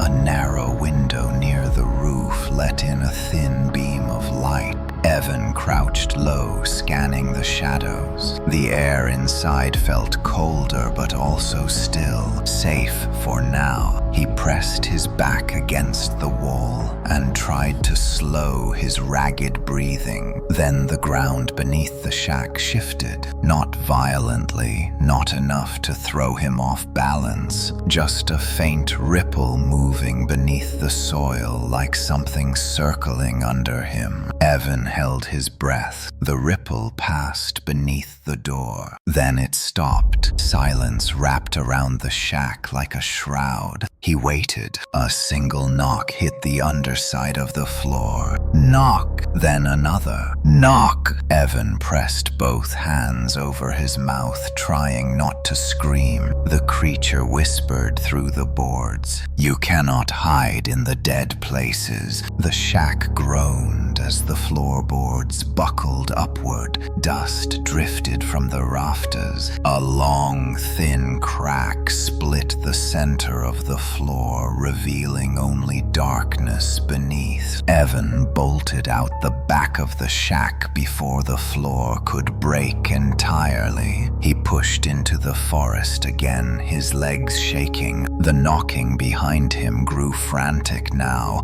pounding rhythmically, as if the creature was fighting to emerge more quickly. He wove between trees until the forest opened into a small ravine. Sharp rocks jutted from the ground. The ravine split into two narrow paths, one leading upward toward a ridge, and another descending deeper into shadow. Evan hesitated only a moment before choosing the ridge. Height might give him distance. Light might slow whatever was birthing itself under the land. He climbed, stumbling often as loose stones slid beneath his shoes. The knocking followed, but grew softer the higher he climbed. He reached the ridge, panting, and collapsed beside a boulder slick with moss. Below him, the forest twisted like a living mass. Trees bent unnaturally toward the farmhouse, which now sat at the center of a spiraling pattern of disturbed earth. The barn leaned so far to one side, it looked as though it should have collapsed.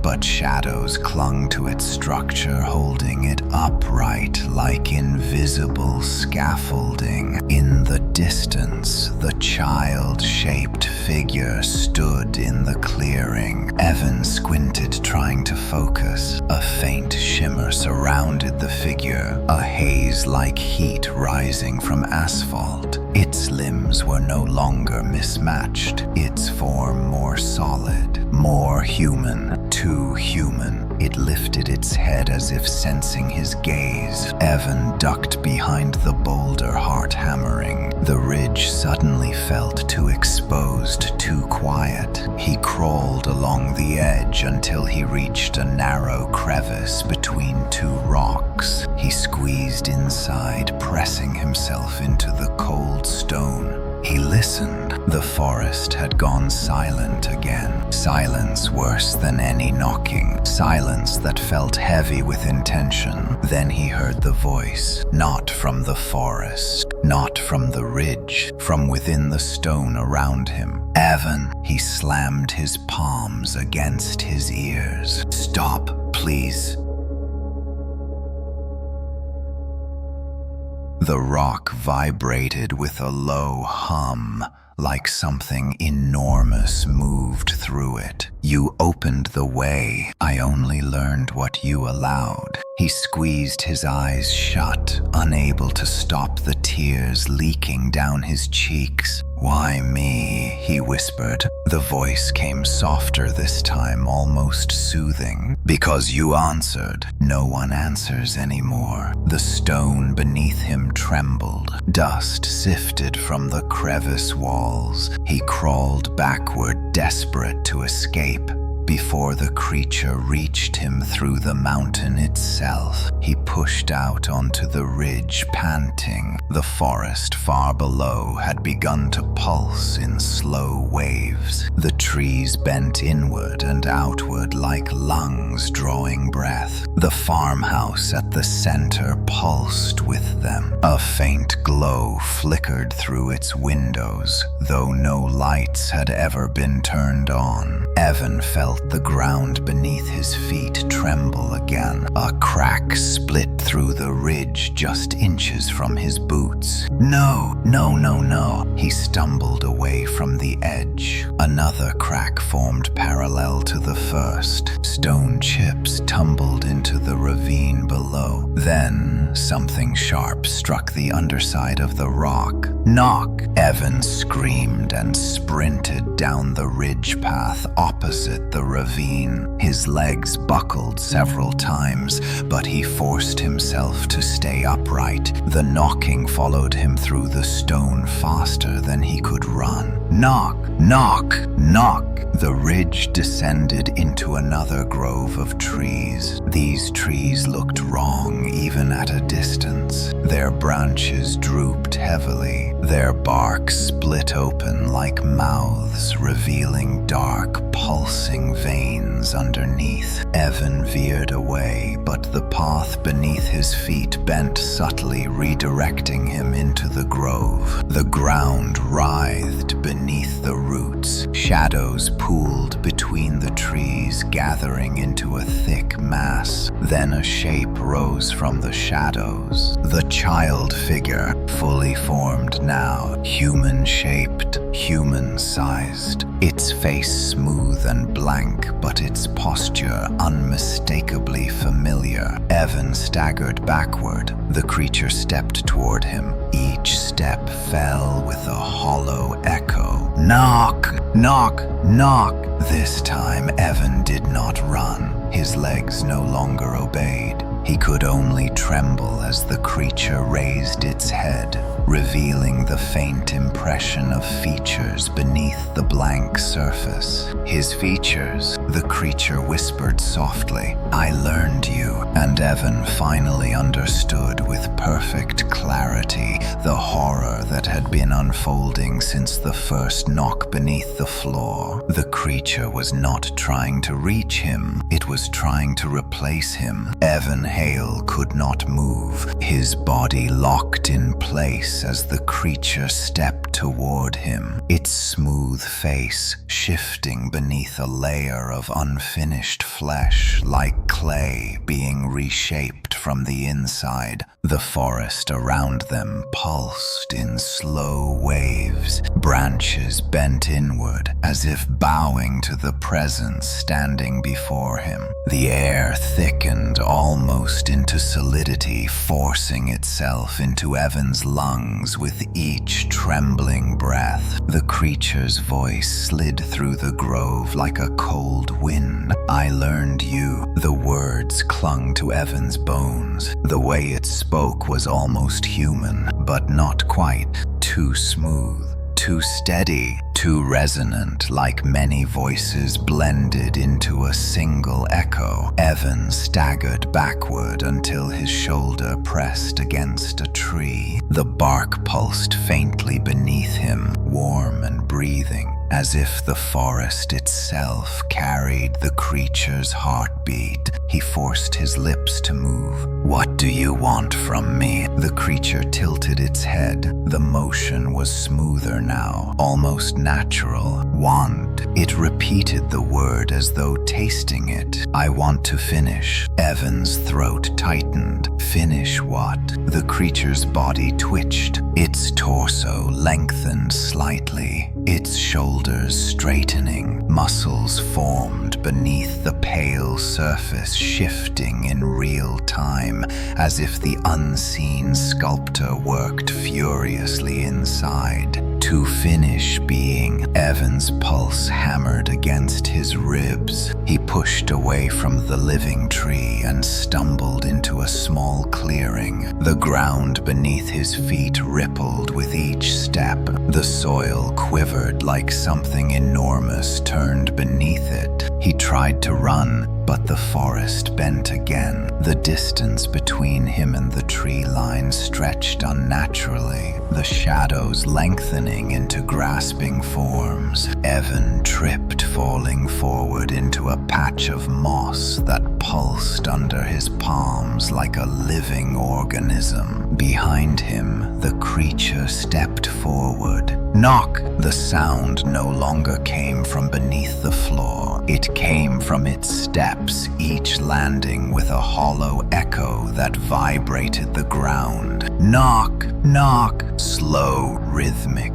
patient. Evan scrambled to his feet. He forced himself deeper into the forest, weaving between trunks that twisted like columns in a melting cathedral. The forest compelled him forward, guiding him away from the grove, but not towards safety. Paths bent subtly under his feet, leading him down a slope he did not remember. He stumbled into a hollow filled with fog. A thin stream cut through it, disappearing beneath an archway of trees whose branches braided together like ribs. The fog shimmered faintly blue, casting an eerie glow across the clearing. Evan hesitated at the edge, afraid of what the fog might hide, but a low knocking behind him forced him forward. He crossed into the hollow. Instantly, the world fell silent. The fog swallowed all sound.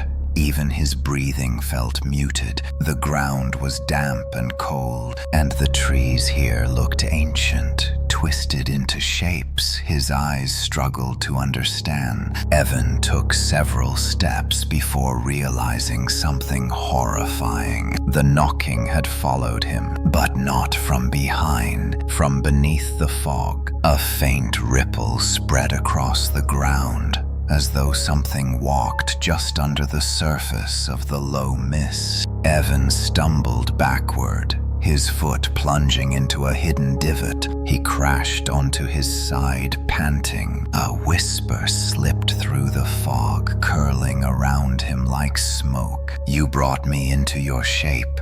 Now I bring you into mine." Evan clawed backward until he reached the roots of a massive tree. The fog thickened around him like a closing fist. The ripple beneath the surface grew closer, distorting the mist with every unseen step. He pressed his hands over his ears, but the whisper seeped inside anyway. "Do not fear. Becoming is quiet." Suddenly the fog parted. The creature stood less than 10 feet away, fully upright, fully formed. Its limbs now matched Evan's length, its shoulders squared, its hands reshaped into fingers that flexed experimentally like a newborn testing its range. And its face had changed entirely. It was not blank anymore. It was Evan's face, unfinished but undeniably his. The jawline, the cheekbones, the shape of the eyes, slightly stretched like a painting still wet, but clearly molded in his likeness. Evan gasped soundlessly. The creature stepped closer, each footfall echoing the familiar hollow knock. "Knock, knock, knock.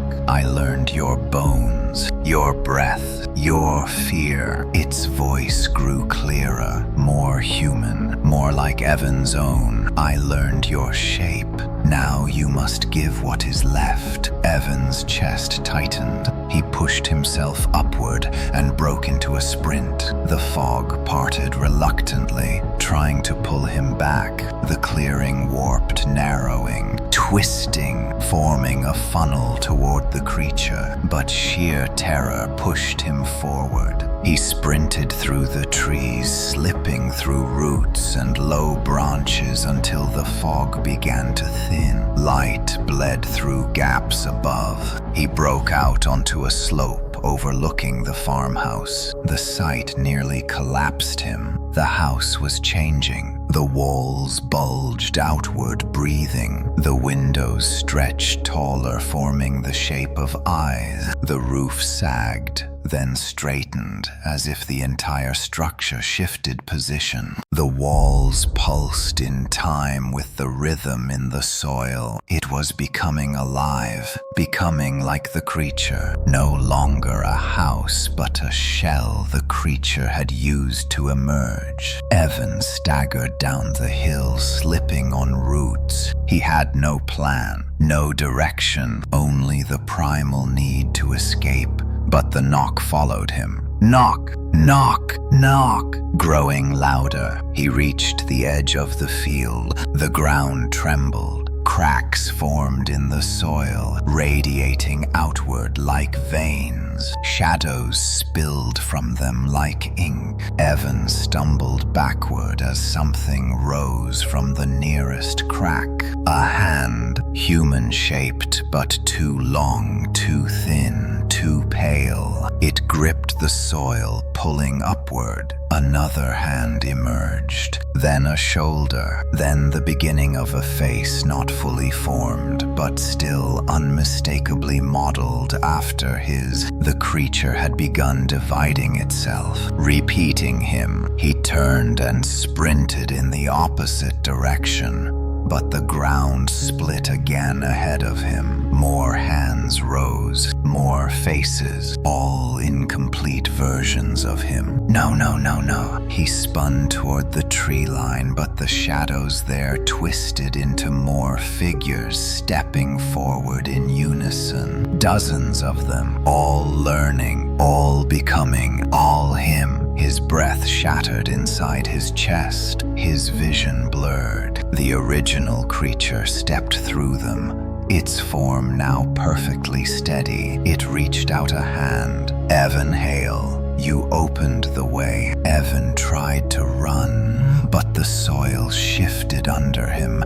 grabbing at his ankles like wet clay. He fell forward, catching himself on shaking hands. The creature knelt in front of him, gently lifting his chin. It smiled, a new smile. His smile, do not fear. There must be two before there can be one. The ground swallowed Evan's wrists, then his knees. He screamed as the soil pulled tighter. The creature leaned forward, softly whispering, now I knock from inside you. Evan Hale felt the earth swallowing him piece by piece. His wrists were already submerged in the wet soil, his knees sinking next. The dirt tightened around him like a mouth closing slowly, deliberately, tasting him as it consumed. His breath came in desperate bursts, each one sharper than the last. He clawed at the ground, but the soil flowed like living clay, pulling him deeper even as he fought to climb out. Above him, the creature knelt, its face now nearly identical to his own. A perfect mirror under a thin layer of unfinished flesh. His eyes stared down with unsettling calm. Do not resist. You already opened the door. Evan thrashed harder, screaming for help, though he knew there was no one left to hear. The forest answered only with silence. Even the wind stopped. As if listening, the soil crept up his arms, sliding past his elbows. Panic ripped through him. He twisted violently and managed to free one hand long enough to grab at a root behind him. His fingers dug into the bark, tearing it. The creature's hand touched his shoulder light, almost kind. "You do not need the shape anymore. I will carry it," Evan snarled through clenched teeth. "Get away from me." The creature tilted its head, confusion flickering across its half-formed features, like it was still learning how emotion worked. Then the confusion faded, replaced by a mimicry of sympathy. "I must finish." The ground surged upward,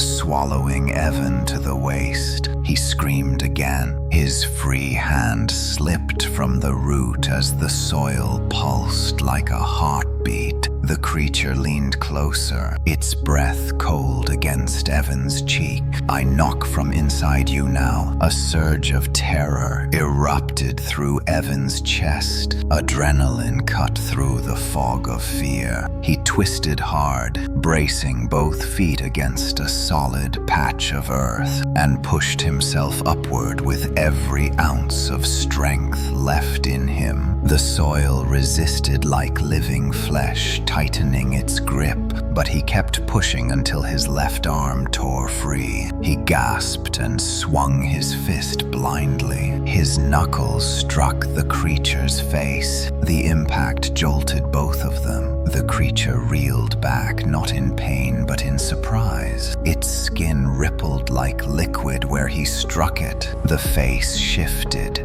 glitching momentarily, his features flickering into something raw, something ancient, before reshaping into his likeness again. Evan seized the moment. He wrenched his legs free from the softening soil and tumbled onto firmer ground. The creature lunged, but stumbled as the earth beneath it quivered violently. Evan staggered to his feet and ran. The forest bent around him once more, twisting, narrowing paths, forming dead ends where none had existed. The world spiraled like a maze built on instinct rather than logic, as though the creature shaped the terrain using fragments of Evan's own memory. "Knock!" The sound followed him. "Knock!" The hollow echo came from ahead this time. "Knock!" Behind. He burst into a clearing he didn't recognize. Tall, dead grass surrounded him, swaying in the still air. At the center stood an old watchtower, half collapsed, its metal frame crooked like broken ribs. Evan sprinted toward it. If he could climb high enough, maybe the creature's reach would weaken. He rushed up the leaning ladder, ignoring the rusted groans from the metal. When he reached the top platform, he collapsed forward, gripping the railing as the tower swayed beneath his weight. Below, the ground churned, soil lifted in waves. "Knock! Knock! Knock!" The creature stepped into the clearing, its body now fully in the open. No fog, no shadows, just a shape that should not exist, walking in a world too fragile for it. Its legs carried it forward with unnatural steadiness, its motions smoother than before, more human. It looked up at Evan and smiled. "You cannot climb away from what you made." Evan backed away from the railing. The tower creaked dangerously. The wind finally returned howling across the metal frame. The creature lifted a hand, its fingers stretched impossibly long. The earth beneath the tower cracked. The whole structure lurched. Evan grabbed a support beam, clinging as the tower shifted violently. The screws screamed under strain. Below, the creature placed its palm flat on the ground. Soil responded like obedient muscle pulsing outward. The tower tilted further. "No, no, no." Evan looked frantically around the platform. A rusted toolbox lay overturned in one corner. Inside, a corroded metal bar He snatched it and gripped it tightly, though he had no idea what good it would do. The creature raised both hands. The soil swallowed the tower's base like a tightening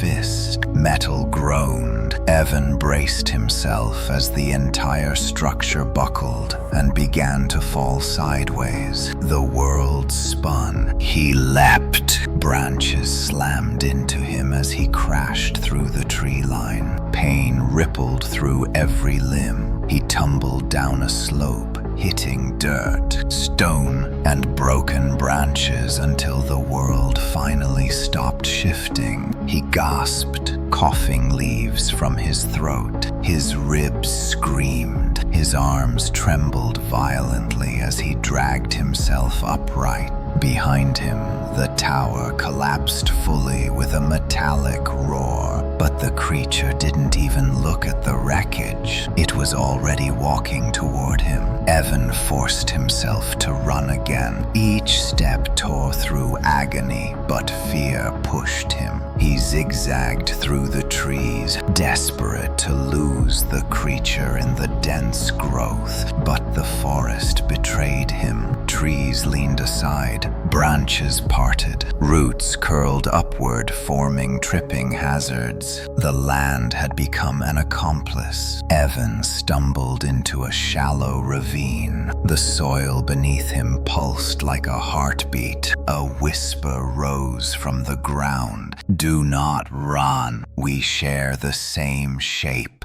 He scrambled up the other side, slipping on loose earth. The creature appeared at the ridge edge above him, looking down with a disturbing mix of curiosity and hunger. "You are almost finished too." Its voice now matched his perfectly. Evan shook his head violently. "Get out of my head, get out, get out." The creature's expression softened, mimicking pity. "I cannot. You invited me." It stepped down the slope, but the ground moved for it, forming steps where none had existed. Evan turned and fled deeper into the ravine. He spotted a narrow rock crevice, a small opening in the cliffside, barely wide enough for a person. He squeezed inside the moment he reached it, scraping his skin on jagged stone.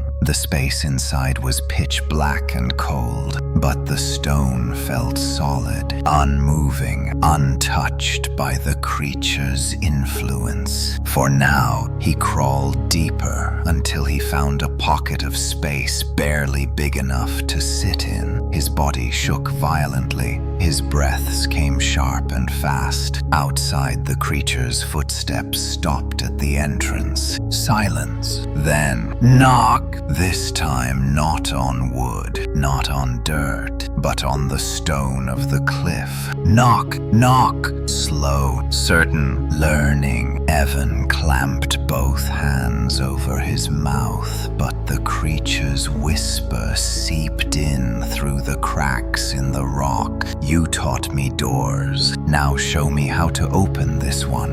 The stone vibrated. Dust rained. Evan curled tighter, whispering to himself with trembling lips. "No, no, no, please, no." The creature knocked again, and the stone began to crack. The stone around Evan Hale vibrated like a living thing. Dust rained down in thin streams from the ceiling of the narrow crevice, each grain whispering across his skin. He pressed himself flat against the cold rock, arms wrapped tightly around his chest as he tried to keep his breath silent. But the trembling of his ribs betrayed him. His heart hammered loud enough he feared the creature outside could hear it. And then, knock! The sound reverberated through the stone, deeper than before, more confident. The creature was learning the material, testing its density, shaping its strength to match its will. Evan squeezed his eyes shut. "Please stop.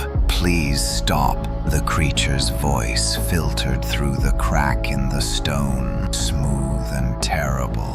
You taught me floors. You taught me walls. You taught me doors. This is only stone. Show me how you open it. The cliffside groaned as a long fissure crawled up its surface, the crack glowing faintly like the heartbeat of something trapped inside. Evan pushed himself deeper into the pocket of space.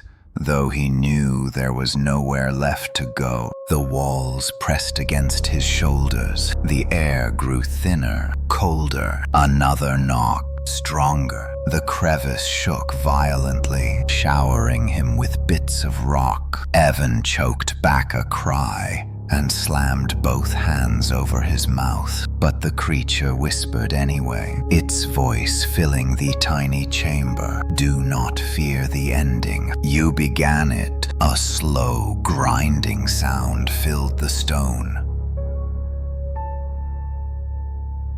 The crack widened. A sliver of light, unearthly pale, pierced the darkness. Not daylight, something else, something that did not belong to the world above. Evan could no longer stay hidden. He scrambled toward the crevice opening, ignoring the sharp stone cutting into his palms. He burst out onto the ridge, panting, tumbling onto the dirt as the stone behind him split wider. The creature stepped through. Its body emerged from the stone as though it had simply walked through mist. Its form had refined further. The mimicry was nearly flawless now, the length of the limbs, the tilt of the head, even the subtle rise and fall of breathing. Only the eyes betrayed it. They were too still, too hollow, too knowing. Evan staggered backward. Stay away. The creature tilted its head, the motion calm, almost tender. You run from your own shape.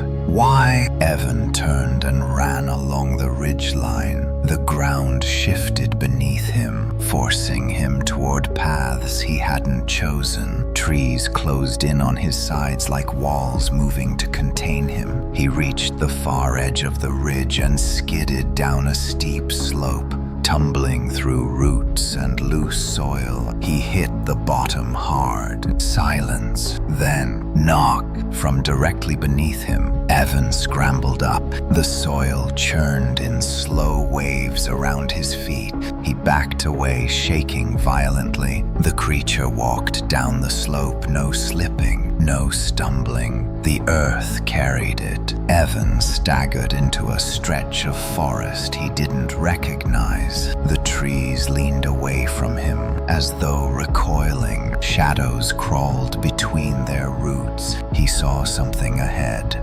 something impossible. An old wooden bridge hanging over a dry ravine. It shouldn't have been there. Evan had never seen it on the property, yet it felt familiar, too familiar. He reached it and stopped cold. The boards were new, newer than the forest, newer than the land itself. Knocks scarred their underside. Evan's stomach lurched. This wasn't a bridge. It was a floor the creature had built. He backed away, shaking his head. No. No, no, no. The creature stepped onto one end of the bridge. The wood bowed beneath its weight, though not from pressure, from obedience. The boards bent toward it, curling subtly like muscle responding to a heartbeat. It spoke softly. Come back. We are almost the same. Evan bolted across the bridge. The boards flexed under him, rising and falling like breath. Halfway across, he heard the knock beneath his feet. Knock! He froze, heart clawing at his ribs. Another knock.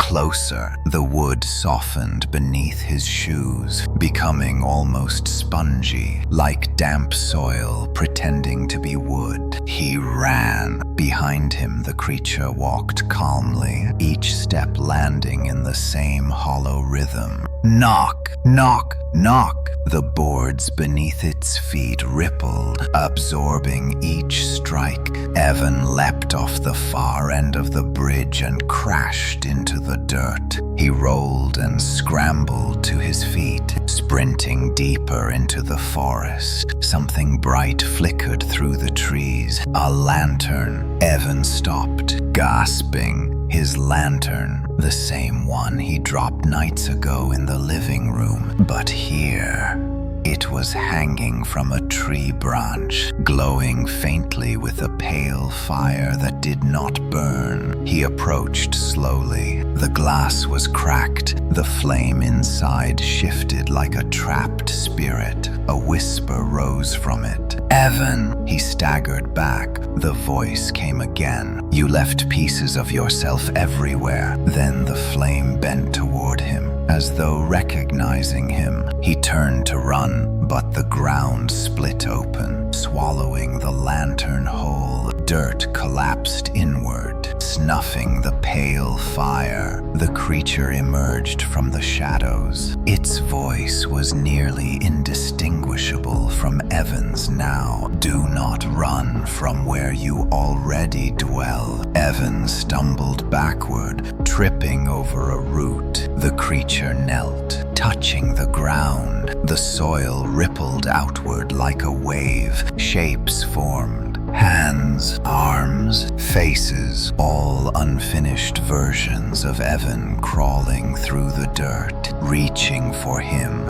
Dozens, hundreds, they pressed toward him, mouths opening soundlessly. Evan screamed and turned away, sprinting toward the sound of rushing water. A river cut through the forest ahead, swift and violent. He didn't hesitate. He plunged into it, letting the current drag him. He surfaced gasping, gripping a broken branch to stay afloat. For the first time in hours, the knocking fell silent. He drifted downstream until the river bent sharply and carried him toward a rocky bank. He dragged himself ashore, coughing water. The forest here was different, still normal. He lay trembling, staring at the sky. Maybe he had escaped its reach. Maybe distance mattered. He pulled himself upright and froze. A single knock echoed from inside his chest. Soft, hollow, impossible. His breath caught.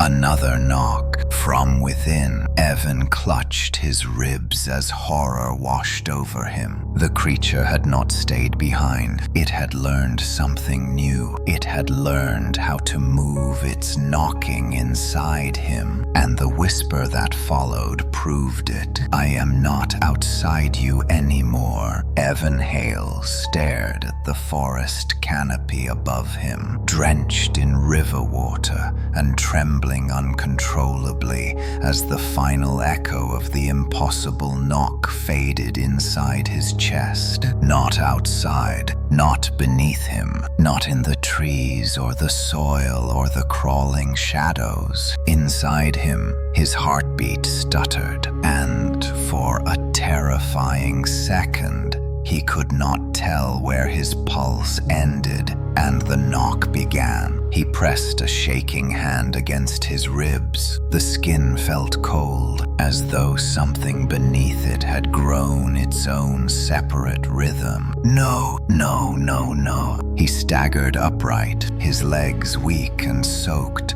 barely carrying him as he tried to move farther from the riverbank. The forest here felt normal, still quiet. Birds even called faintly in the distance, as though this place existed beyond the creature's reach. But the knock inside his chest continued, a soft rhythmic tapping like fingernails brushing against bone. He stumbled through the woods. Every few steps he stopped and leaned on a tree, gasping as the knock grew sharper. It was no longer echoing. It was tapping, feeling, testing, searching. His breath shook. please stop, please." But his plea only made the next knock stronger. He forced himself forward until the trees thinned, and he emerged into a clearing he did not recognize. A lone cabin sat at the center, weathered and shuttered, its roof sagging but still intact. It was not part of the original property. He had never seen it before, yet something about it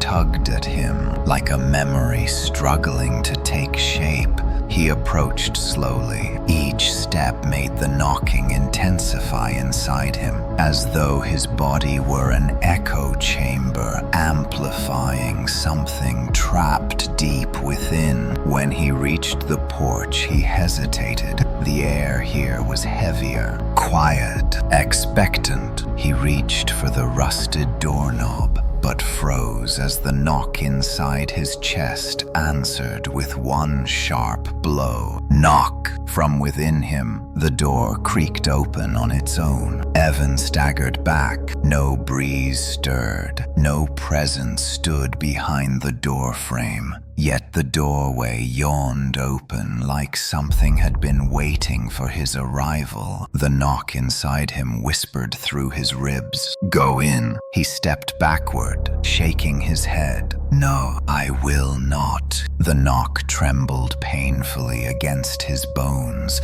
"Go in." His breath caught. Pain shot through his sternum, sharp and sudden, like a hand pressing against his heart. He stumbled forward unsteadily. The porch groaned under his weight. The doorway widened as though greeting him. He stepped inside. The air in the cabin was stale, thick with dust, but calm. No shifting shadows, no unnatural pulses. A small table sat in the corner beside a broken chair. The single window was boarded shut, letting only a thin sliver of light leak across the warped floorboards. He exhaled slowly, feeling the quiet settle around him. For the first time since the creature began forming itself, the world did not twist or pulse or shift around him. Walls were just walls, floors were only wood, stone stayed still, but the knock inside him grew louder. Knock,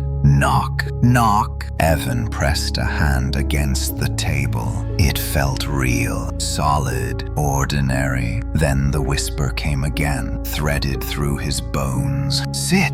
He lowered himself into the broken chair, not fully understanding why he obeyed. Only that resistance brought pain. He stared across the dim cabin as dust floated lazily in the bar of light. Then something moved beneath the floor. A ripple, soft, subtle, familiar. "No, please, no." But the knock inside him answered with another sharp echo, stronger than before. The ripple grew, spreading beneath the floorboards like something stirring in its sleep. Evan pushed himself up, but his legs refused to move. His body felt heavy, as though anchored to the chair. Every time he tried to stand, pain throbbed through his ribs. The ripple stopped. Silence filled the cabin. Then a voice rose from beneath the floor. Not the creature's, not exactly. This voice sounded like his own. "We are almost aligned." Evan shook his head violently. "Get out of me!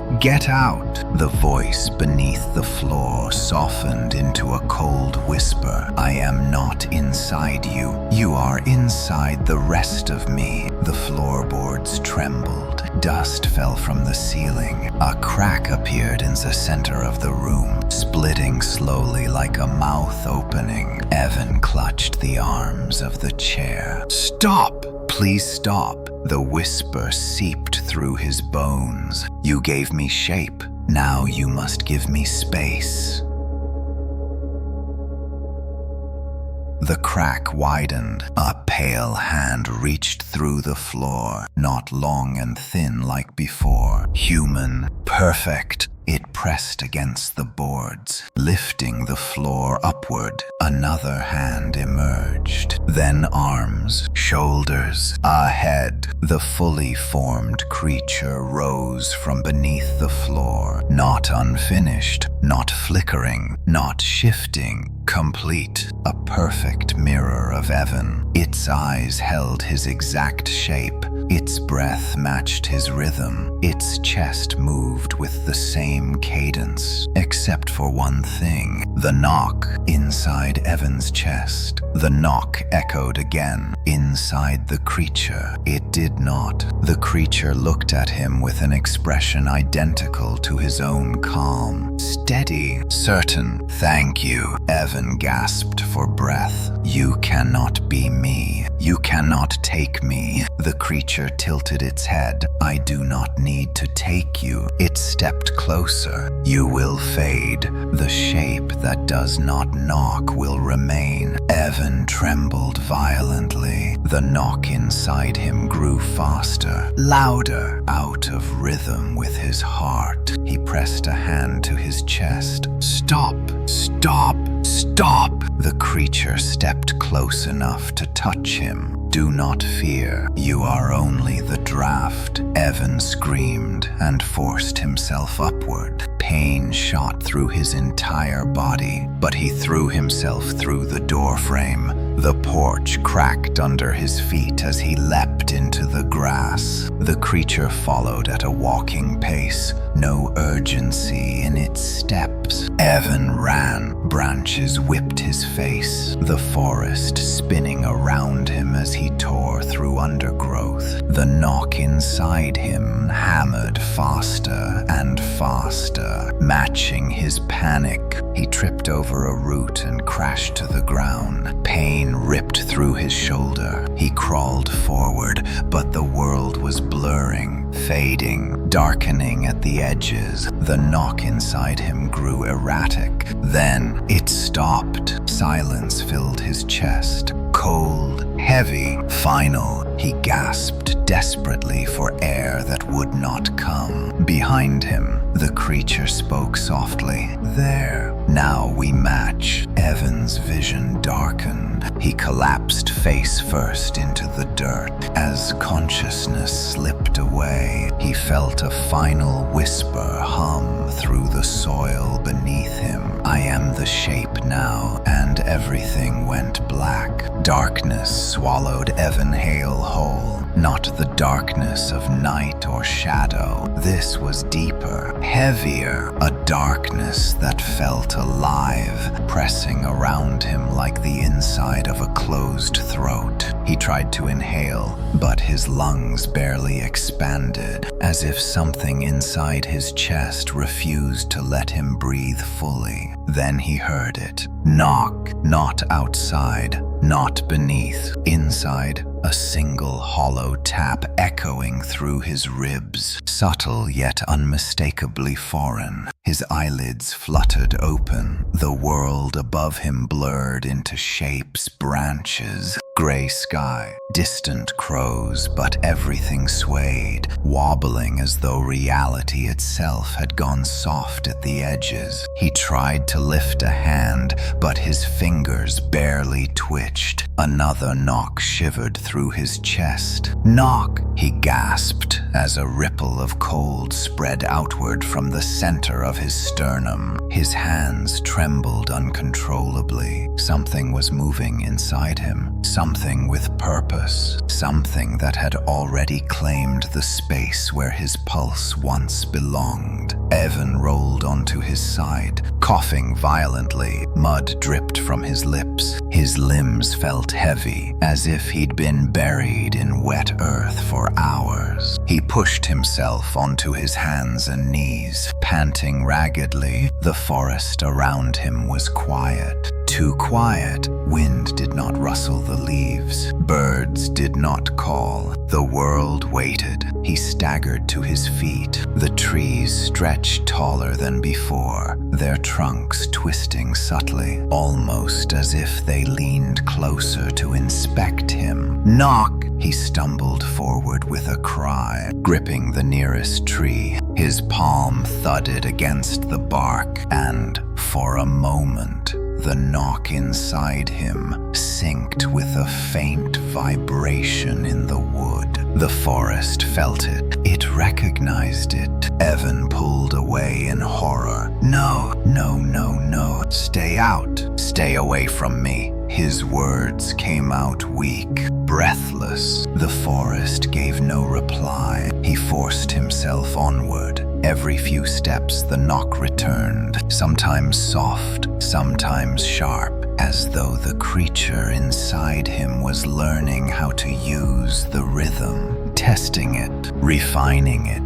Each strike sent a pressure wave through his bones. As he walked, the world around him subtly changed. Colors dulled, lines blurred, distance warped. It reminded him of the distortions near the farmhouse land, bending beneath the creature's influence. But this time the influence moved with him because it lived inside him. He stumbled into a clearing where the river bent sharply. The water crashed against jagged rocks, spraying white mist. The sound was jarring compared to the silence he'd come from. Too loud, too alive. It felt almost unacceptable to the thing moving within him. Knock! A violent one this time. Evan's knees buckled. He knelt at the riverbank, chest seizing. He plunged both hands into the icy water, desperate for grounding. The cold shocked him, but the knock continued. He screamed into the forest, "Get out of me! Get out!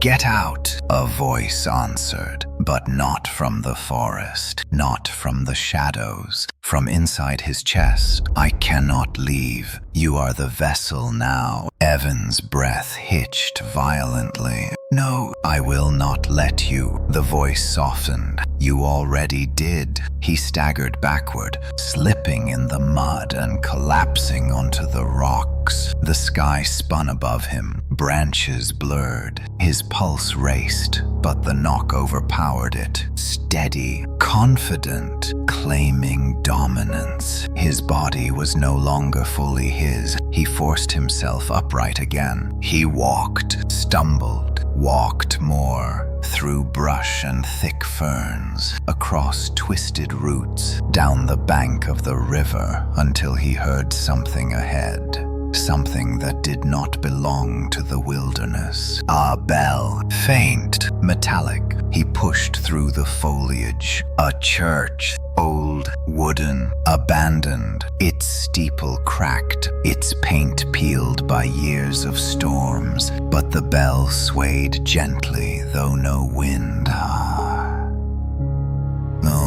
Touched it. A soft metallic ring hummed across the clearing as if calling him. Evan froze. His chest vibrated. "Knock!" The bell answered with another soft chime. As if speaking back, he stepped closer unwillingly. The creature inside him trembled in recognition. The knock shifted shorter, quicker, reflexive, like a heartbeat speeding up at the sight of something long awaited. The church doors creaked open on their own. Evan shook his head violently. "No, I am not going inside." But his feet moved anyway. The knock inside pushed rhythmically, urging him forward with each strike. His legs obeyed the invisible beats. He tried to resist, grabbing the doorframe as he passed it, but the knock grew sharp enough to make his vision blur. He stumbled inside. The air was cold. Dust floated in pale beams of light that broke through the cracked ceiling. Wooden pews lined the small sanctuary. Most had collapsed inward, rotting. Only one remained standing at the center. On it sat something small, a wooden box, carved, familiar. Evan's breath trembled. He had seen this before, in the farmhouse basement, in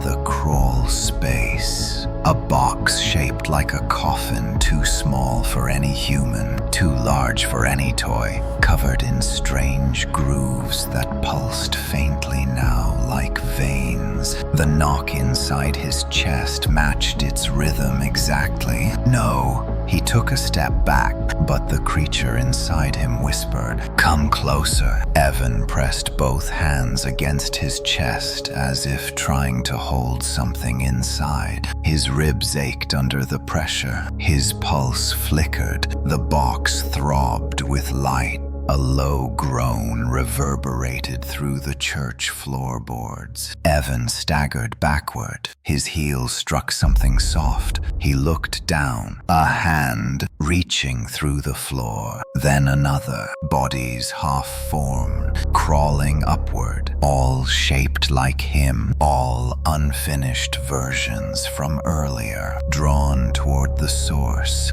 Knock, knock, knock. They echoed the rhythm inside him like a choir tapping their knuckles against the wooden floor. Evan screamed and bolted toward the back exit of the church. He slammed through the rotting doors and stumbled into the overgrown graveyard behind it. Moss-covered tombstones leaned at unnatural angles. Earth split in long cracks between them. The knocking inside him quickened into a frantic tremor. Something massive stirred beneath the graves. No, no, no, please, no. The soil erupted upward. A huge shape pushed from below. Not human, not creature. Something between a towering figure of soil, roots, and unfinished limbs rising like a monument carved in his image. Its head half-formed, its chest pulsating with the same hollow rhythm inside Evan.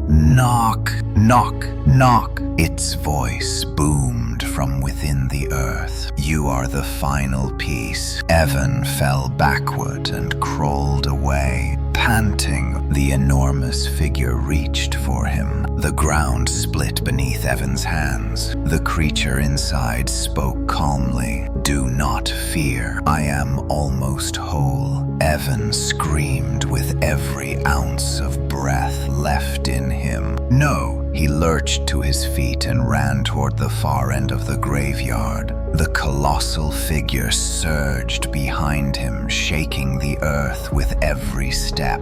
Soil collapsed into pits, tombstones shattered. Evan leapt over a broken grave and sprinted into the forest again. The knock roared inside his chest. His vision blurred. His breath failed. He collapsed at the base of a dead tree. Gasping, the knocking slowed. Then, silence. Evan looked up weakly. The towering creature stood only a few yards away. It lowered its massive hand toward him. The whisper inside him finished. You are ending. Evan's vision dimmed. He could not breathe. Everything faded into pulsing black. Only the knocking remained. One last faint echo, then nothing. There was nothing. No light, no sound, no breath, no body. For a suspended moment, Evan Hale existed only as a trembling awareness, drifting in a blackness too heavy to be shadow, too still to be night. It felt like sinking into the deepest layer of the world, where earth became thought, and thought became nothing. Then a single knock, faint, hollow, inside him. The sound cracked the void like a fracture spreading through old stone. Evan gasped. Air tore into his lungs like knives. His body convulsed as sensation crashed back into him all at once. Dirt, cold, weight, pain. His ribs ached, his chest burned, his heartbeat stuttered violently as it fought against the knock still echoing beneath it. He opened his eyes. The world was wrong. He lay in a field of gray grass, swaying without wind. Above him, the sky churned slowly in muted shades of blue and black. The horizon bent unnaturally, as if the land folded inward toward some unseen center. He pushed himself upright. His limbs shook, but they were his. His vision blurred, then steadied. He was alive somehow, but not home, not the forest, not the world he knew. A dead plain stretched in every direction, dotted with remnants of structures that resembled the farmhouse, the barn, the church, but distorted, broken, unrooted from reality, as though someone had tried to rebuild his memories from scratch but didn't fully understand how human places were supposed to look. He swallowed hard. "Am I dead?" The knock answered from inside him. "No." He froze. The voice rose from within his chest, soft, steady, without breath. "Not dead, not done." He staggered backward in panic. "Get out of me! Get out!" A ripple spread through the ground beneath him, circling outward like something huge had moved beneath the soil. Then he saw it. In the distance, towering above the horizon, the massive soil creature from the graveyard stood. But now its form was complete, no longer made of raw earth and roots. Its shape was smooth, pale, human-like, but impossibly tall, like a monument sculpted in his image. Its head turned slowly toward him. Evan felt the knock inside him pulse in response. "You made me. Now you must see where I am from." Evan backed away, shaking. His breaths came fast and uneven. The ground pulsed beneath his feet like a living carpet. "Where am I?" he whispered. The voice inside him answered calmly. "The place beneath your floor." The words punched cold through his spine. "This world, was under the house, not physically, not literally, but some fractured dimension, some impossible underlayer the creature inhabited long before it learned to knock its way into his world. He spun in place, searching for any direction to run. The plain stretched endlessly. The twisted replicas of buildings flickered at the edges of his vision. Another ripple passed beneath him. Something approached, not the giant figure. It remained still in the distance. This movement was closer, smaller, faster. A shape burst from the ground a few yards away. Evan fell backward with a cry. A figure pulled itself out of the soil, human-shaped, unfinished. Its face was smooth, its limbs bent wrong. It crawled toward him desperately, like a child begging for help. Its mouth split open across its blank face. No words emerged, just knocking. Its hand slapped the ground. "Knock! Knock! Knock!" Evan scrambled away. More figures rose from the soil around him. Dozens, hundreds, all versions that had never finished forming, all shaped from fragments of him. They reached for him with silent pleas, their fingers trembling. "Stop! Stop! Stop!" His scream tore across the dead plain. The giant figure in the distance moved slow, deliberate, each step shaking the ground. The unfinished figures dropped to their knees, bowing toward it. The voice inside Evan murmured, "They are echoes, attempts, Drafts. Evan clutched his chest. Attempts at what? At you. The ground rippled violently. The giant figure stopped only a few hundred yards away now. Its face, an enormous version of his own, shifted slightly, as if studying him. Then the voice inside him said something that froze his blood. Before the floor, before the house, before your world. I was only knocking. No one answered. Not for so long. Until you. Evan shook his head violently. I never invited you. I didn't. But the creature inside him cut him off. You heard me. You listened. You responded when you should have stayed silent. And a door opened. The plane began to collapse inward. The earth rippled like water around a sinking ship. The unfinished figures slid into the forming sink, peering up with blank faces as they vanished beneath swirling soil. Evan staggered backward as the land folded toward the giant creature. The gravity of the collapse pulled at his limbs. If he got any closer, he would be pulled in too. He ran. The knock inside him pounded angrily. Do not run. You cannot escape where you already stand. He ignored it. He sprinted across the dead plain toward a crooked church-like structure in the distance, the same shape as the one he'd seen earlier, but more decayed, as though reflected through a broken mirror. Its bell tower leaned at a violent angle. The doors hung half open. A faint white glow seeped from the cracks between the boards. Behind him,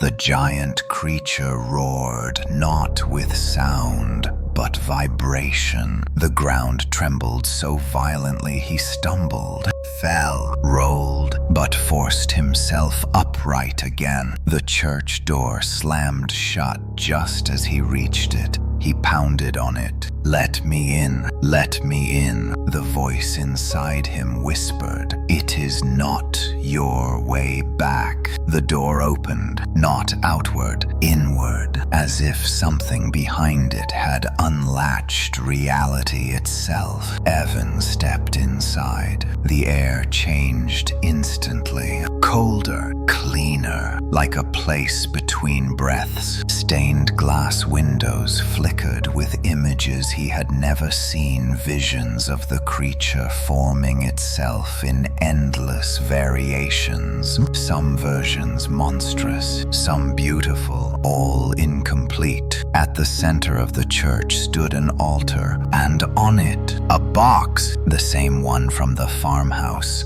the same one from the church above, except now it pulsed with a heartbeat. His heartbeat. Knock! Evan stumbled closer. The box vibrated lightly, as though something inside it awakened at his presence. Open it, whispered the voice within. Evan shook his head desperately. No, you must. He backed away, but the church walls bent inward, sealing off his escape.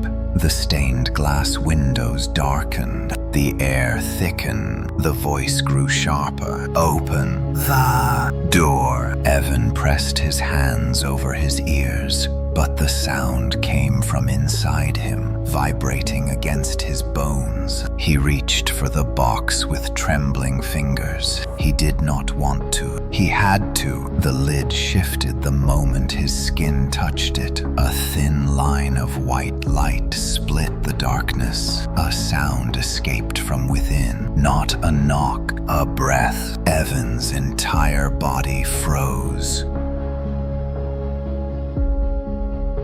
The creature inside him whispered with absolute satisfaction. Now you understand. This is where I was born. The lid began to rise. Evan screamed, and the world shattered into white. The world shattered into white. Not brightness, not light. White like the erasure of everything. A blank tearing through reality. Evan Hale floated weightless inside it, suspended between being and unbeing. Sound did not exist here, neither did breath nor heartbeat. He could not feel his limbs, but he knew they were still there, somewhere beneath the drowning whiteness. Then, slowly, the white peeled away, like paper burning from the edges, revealing darkness beneath. A new landscape formed around him piece by piece, layer by layer, as though reality was assembling itself in real time. The ground appeared first, smooth and pale like polished bone. Then the horizon bent into place. Then the sky, a swirling mass of gray spirals that never stopped moving. Evan fell to his knees as gravity slammed back into him. A single knock echoed inside his chest, as if confirming he had returned. He gasped and clutched his ribs. The voice inside him spoke softly. "Welcome to the depth below the depth." Evan looked up, trembling. What is this place? The world shifted as he asked. Structures rose from the ground like unfolding memories, pieces of the farmhouse, the barn, the church, all half-formed, incomplete, floating as though suspended by invisible threads. The air hummed with a low vibration, not sound but feeling, like countless whispers brushing against his skin. He staggered to his feet. "Am I dreaming?" "No," the reply slid through him. "Everything here is true. Everything above is reflection. You saw the echo first. Now you see the source." Evan turned in a slow, horrified circle. This place was beneath the floor the whole time. Beneath all floors. He stumbled backward. And what am I doing here? The knock inside his chest pulsed, becoming. Evan's breath froze. "No, no, I am not yours. I am not part of this. You are the piece that opened. You are the answer after centuries of silence." Evan leaned against a warped, ghost-like beam that had no shadow, trying to steady himself. "Why me?" "Because you listen." The surface of the ground rippled. A shape rose from it. One of the unfinished replicas, faceless and trembling. It crawled toward him, dragging its malformed limbs. Then another emerged, and another, dozens of them, all versions of him that never reached completion. Their hands slapped the pale ground in the same hollow rhythm. Knock, knock, knock. Evan stumbled back. "Stop! Stay away from me." But they did not stop. They moved with an instinctual need, gathering around him, reaching for him with trembling hands. The voice inside him whispered, "They are echoes. They are attempts. I tried so many times to finish the shape, but none answered. None lived long enough to complete me." Evan felt cold seep into his bones. You are the door that stayed open." The unfinished replicas froze mid-crawl at those words, turning their blank faces toward him with eerie stillness. The plain beneath them began to crack like thin ice. Then the horizon shifted. Far away, something massive stirred. The giant figure he had seen before his own shape, towering like a monument, stepped forward. But now, its movements were smoother, more fluid. It was almost alive. Its chest glowed faintly. "Knock!" The sound vibrated through the world itself. Evan's knees buckled as the knock inside him answered with perfect synchronization. His breath hitched. "Stop sinking with me. Stop! You cannot separate what is already aligned." The ground split open beneath him. Evan leapt aside, rolling across the bone-white soil. A massive crack tore through the landscape, forming a canyon below. From its depths rose an enormous heartbeat, slow, resonant, impossibly ancient. Badum. The world pulsed with it. The voice inside him murmured, "Do you hear it? What is that?" "Home." Evan shook his head. "I want to go home. I want to go back." "You cannot go back while you are still unfinished." He gritted his teeth. "I am not yours to finish." "You misunderstand." The voice grew almost tender. "You are not the one being finished. I am." Evan froze. "What?" The ground trembled. The giant version of him drew closer, each step bending the landscape. The unfinished replicas crawled toward the canyon's edge, drawn by the heartbeat below. The voice inside him deepened. "I waited beneath floors, beneath houses, beneath centuries. I knocked. No one answered. No one opened. Until you even backed away from the edge. I didn't mean to open anything. Intent does not matter. A door opened because you heard me, and once open, it cannot be closed." Evan pressed both hands against his chest. "Then take me and leave the world alone." The voice laughed softly. "You still do not understand. I do not need to take you. I only need to finish myself." "Then finish yourself without me." "I cannot." The ground cracked deeper. "Because I am finishing inside you." Evan's chest ignited with pain.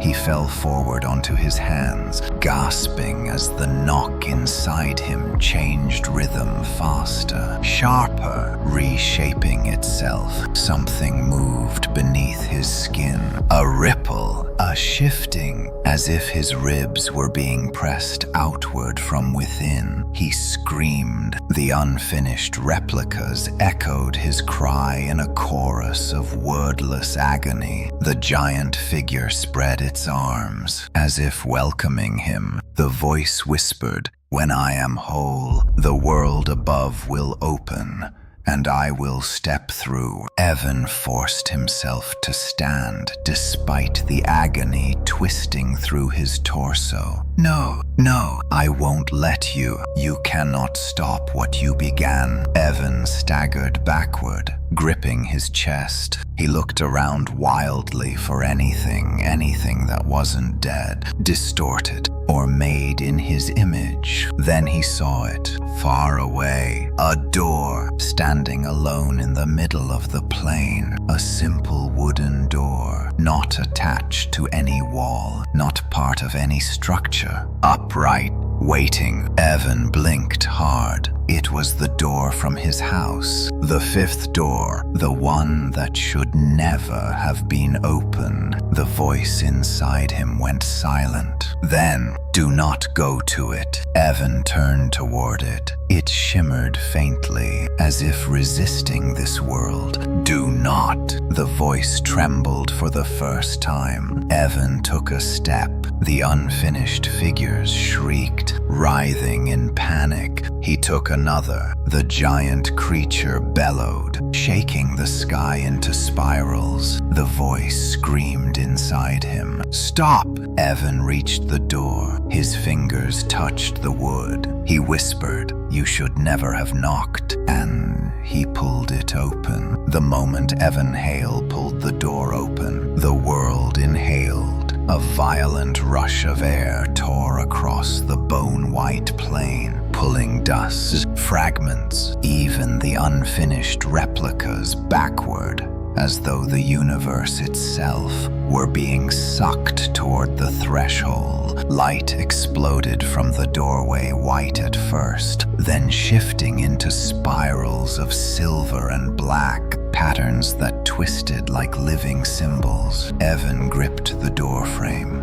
his body nearly lifted off the ground. The pressure was immense, crushing, as though invisible hands tried to rip him apart, molecule by molecule. Behind him, the giant creature roared, vibrating the sky into broken spirals. "Stop! Do not open it!" But it was too late. The door widened on its own, unhinging from the laws of shape and angle, stretching into a gaping, impossible fissure between worlds. Through it, Evan glimpsed not his home, not the living room floor where this nightmare began, but something far older, a place of absolute dark, a place that had waited, a place that was not meant to be seen by human eyes. His grip slipped, the force pulled him through. He fell, not down, not forward, but through a corridor of thick, suffocating air, through a tunnel where time did not exist. His body twisted in directions he did not recognize. His bones vibrated. The knock inside him grew louder than ever, echoing against the hollow of this incomprehensible passage. Knock, knock,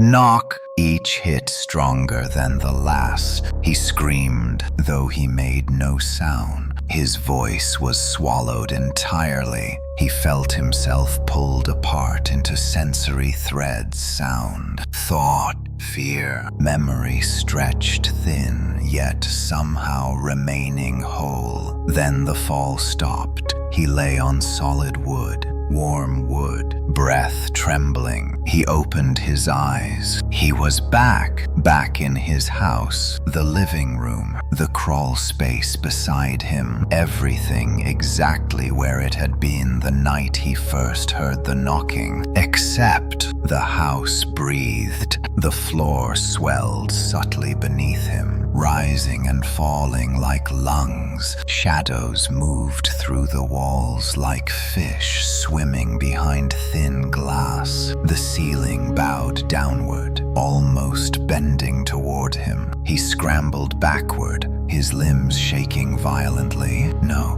No, this isn't real. This isn't real. But the knock inside his chest answered, "This is the real." That was the echo. Evan blinked hard. "What?" The voice inside him spoke again, but it was different now. Clearer, resonant, as though it finally had a full throat to speak through. "The world beneath your floor is not a place below. It is a place behind. You stepped through the thin wall you opened." Evan pressed a hand over his mouth. "Behind the world." He stood slowly. His legs barely held him. Nothing in the room looked stable. Every object flickered faintly, like a glitching memory trying to hold shape. The furniture wavered between old and new. The windows stretched wider than they should. The color of the walls shifted like bruised skin. And then he heard something else. Breathing, not from himself, from beneath the floorboards. Slow, steady, massive.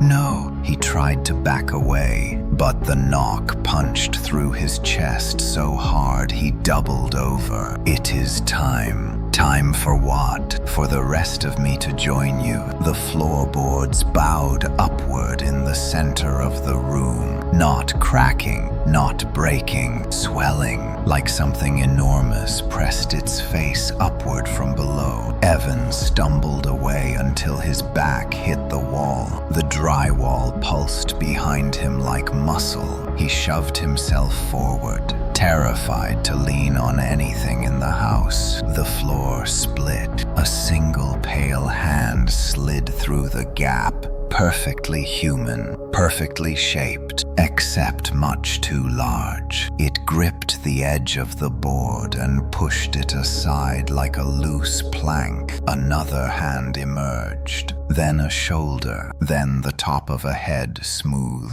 enormous, identical to his own shape, but distorted by scale. Like the giant version from the underfloor world had found the door and was stepping through. Evan screamed, "Get out! Get out! You do not belong here. Get out!" The creature's voice echoed inside him. "I belong wherever the knocking is heard." Its head rose fully through the floor. The ceiling buckled upward as the creature's shoulders pushed inside the confines of the room. Wood splintered, lights shattered. The walls bent outward like rubber, struggling to contain the mass forcing its way through. Evan collapsed to his knees, gripping his chest. "What do you want from me?" The creature's enormous face leaned close enough for him to see the cracks forming along its skin,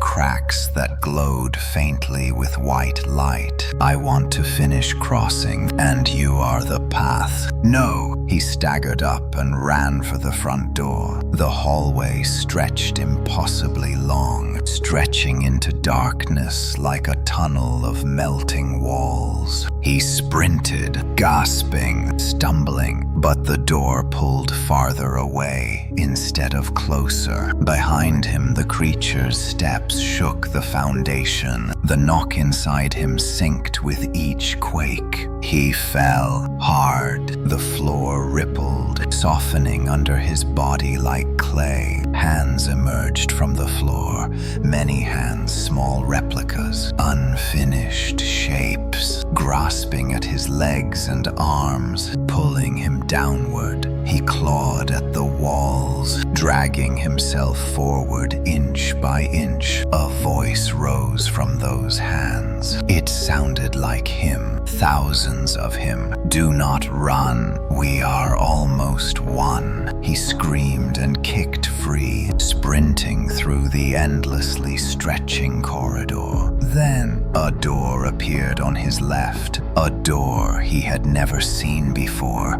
Old, white, cracked. His chest tightened. The fifth door, here again, waiting. He grabbed the handle. Behind him, the giant creature roared as it tore fully through the floor. Evan twisted the knob and threw himself through the doorway, and the door slammed behind him. Silence. He blinked. He stood in a hallway, a normal hallway. His hallway, no distortions, no breathing walls, no pulsing floors. He gasped, dropping to his knees. Was it over? Was he back? Was he? Knock from inside his chest. No, he stood, heart hammering. At the end of the hallway, a dark silhouette waited, human, still facing him. Evan froze. "Hello, Evan." The silhouette stepped forward into the faint light.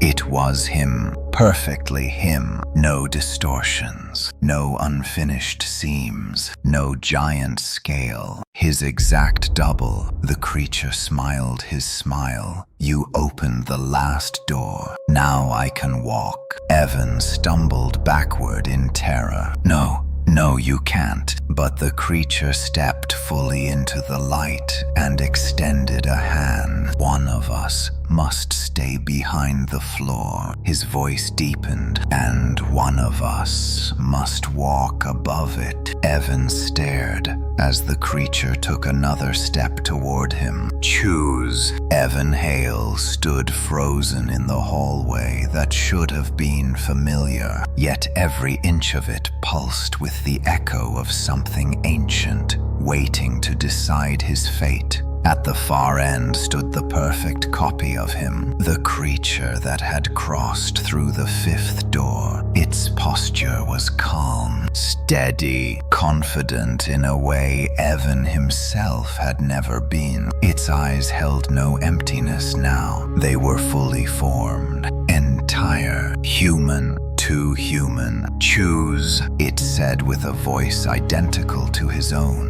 Evan took a shaky breath. His chest throbbed with the lingering knock. Soft, slow, impatient, a reminder that the creature inside him had not left. It had only stepped forward, taken shape, and now demanded an ending. What do you mean, choose?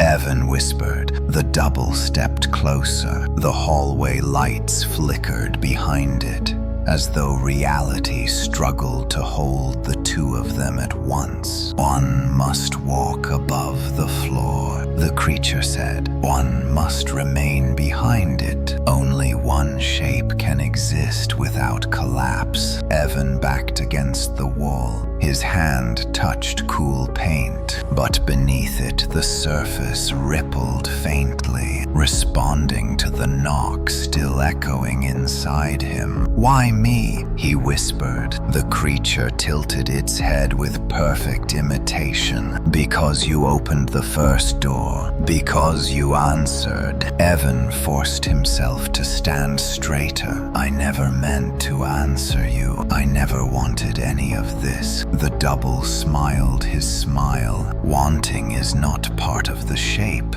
Evan felt panic rise in his throat. If you want to walk above the floor, then take the world. Take everything. Leave me out of it. The creature shook its head gently. Two shapes cannot walk above unless one is whole and the other is absence. If both remain, the floor will expand, the world will bend, the knocking will spread. What happens if neither chooses? The creature stepped close enough that Evan could feel breath on his skin, even though the creature did not breathe. Then the world becomes floor. Evan looked past the creature. The hallway flickered again. For a moment he saw cracks along the walls, a soft swelling beneath the carpet, a ripple forming along the ceiling. It had already begun. His voice trembled.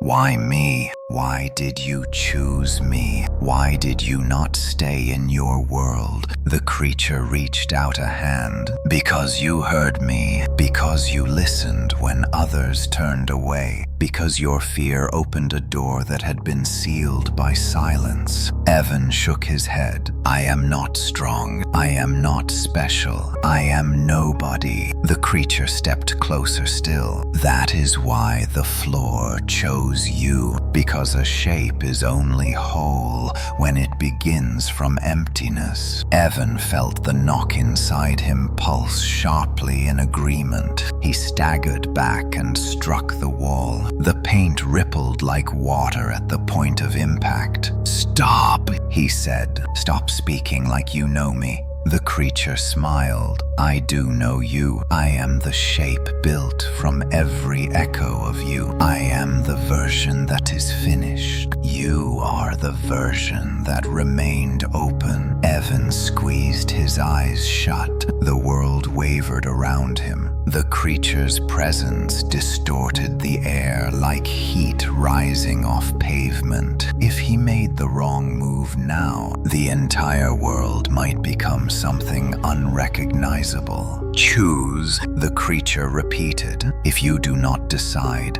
the floor will decide for you. Evan's pulse pounded violently in his ears. His chest burned. The knock surged beneath his ribs again. This is your last moment. Evan, the creature said. Either stay above while I return behind the floor, or walk behind and let me take your place. Only balance will keep the world whole. Evan's heart hammered. Staying above meant living, but with the knock still inside him, always waiting, always pressing. Walking behind meant disappearing into the world he had seen, a barren place of failed shapes and echoes of himself. He whispered, if I go behind the floor, what happens to me? You join the place where echoes wait, the creature said. You become the silence that shapes the next door. Evan swallowed hard. And if if I stay above, then you remain forever with the knock inside you. You become the barrier that keeps the floor from rising. You hold it down. Evan felt a cold chill spread down his spine. Both choices were death in different forms. One was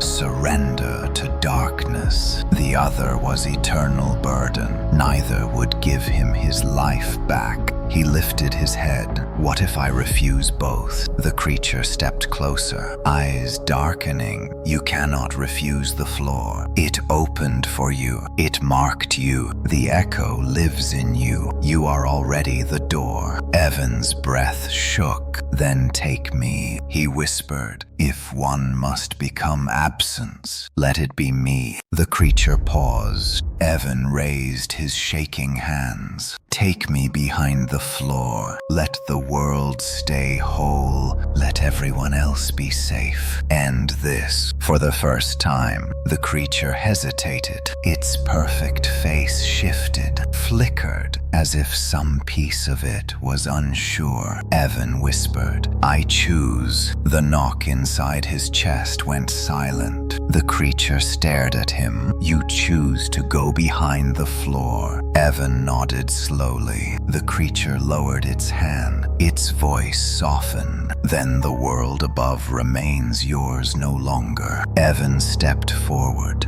but the creature stepped back. No, Evan froze. What? The creature shook its head. You choose to become absence. That means I must become the barrier. That is the rule of balance. Evan felt confusion wash over him. I do not understand. The creature looked at him with something almost like sadness. You offered yourself, and by offering, you become whole enough to walk above. I cannot take your place. Your choice made you the shape, and it made me the echo. Evan shook his head fiercely. No, that cannot be right. The creature stepped backward toward the wall. The surface rippled behind it like a pool of liquid shadow. Your choice seals the floor. Evan, not your death, not your surrender, only your willingness. The world needs a shape that understands both fear and defiance. You are that shape. The creature placed a hand against the shifting wall. Evan reached out desperately. Wait, there has to be another way. The creature smiled gently. There never was, but you chose balance. Its body began sinking into the wall like it was melting into darkness. Evan lunged forward. Please, do not leave me with this. The creature whispered, you will hold the floor closed, and the knocking will only return if you open yourself to it again. No, please wait. Goodbye, Evan Hale. The creature vanished fully into the wall. The ripple faded. Silence filled the hallway. Then Evan felt it. For the first time since the night everything began. No knocking, no echo, no presence inside him, only his own heartbeat. He stepped back, trembling. The house no longer breathed. The walls no longer pulsed. The floor no longer swelled. Everything was still, normal. He sank to his knees. It was over. But as he exhaled, and tears fell silently from his eyes, he heard one last sound from behind the wall where the creature had disappeared. A single faint knock, not in warning, not in hunger, in farewell. The story ends here. Thank you for watching and listening to the whole story. Please subscribe to the channel and turn on the bell to listen to the next stories.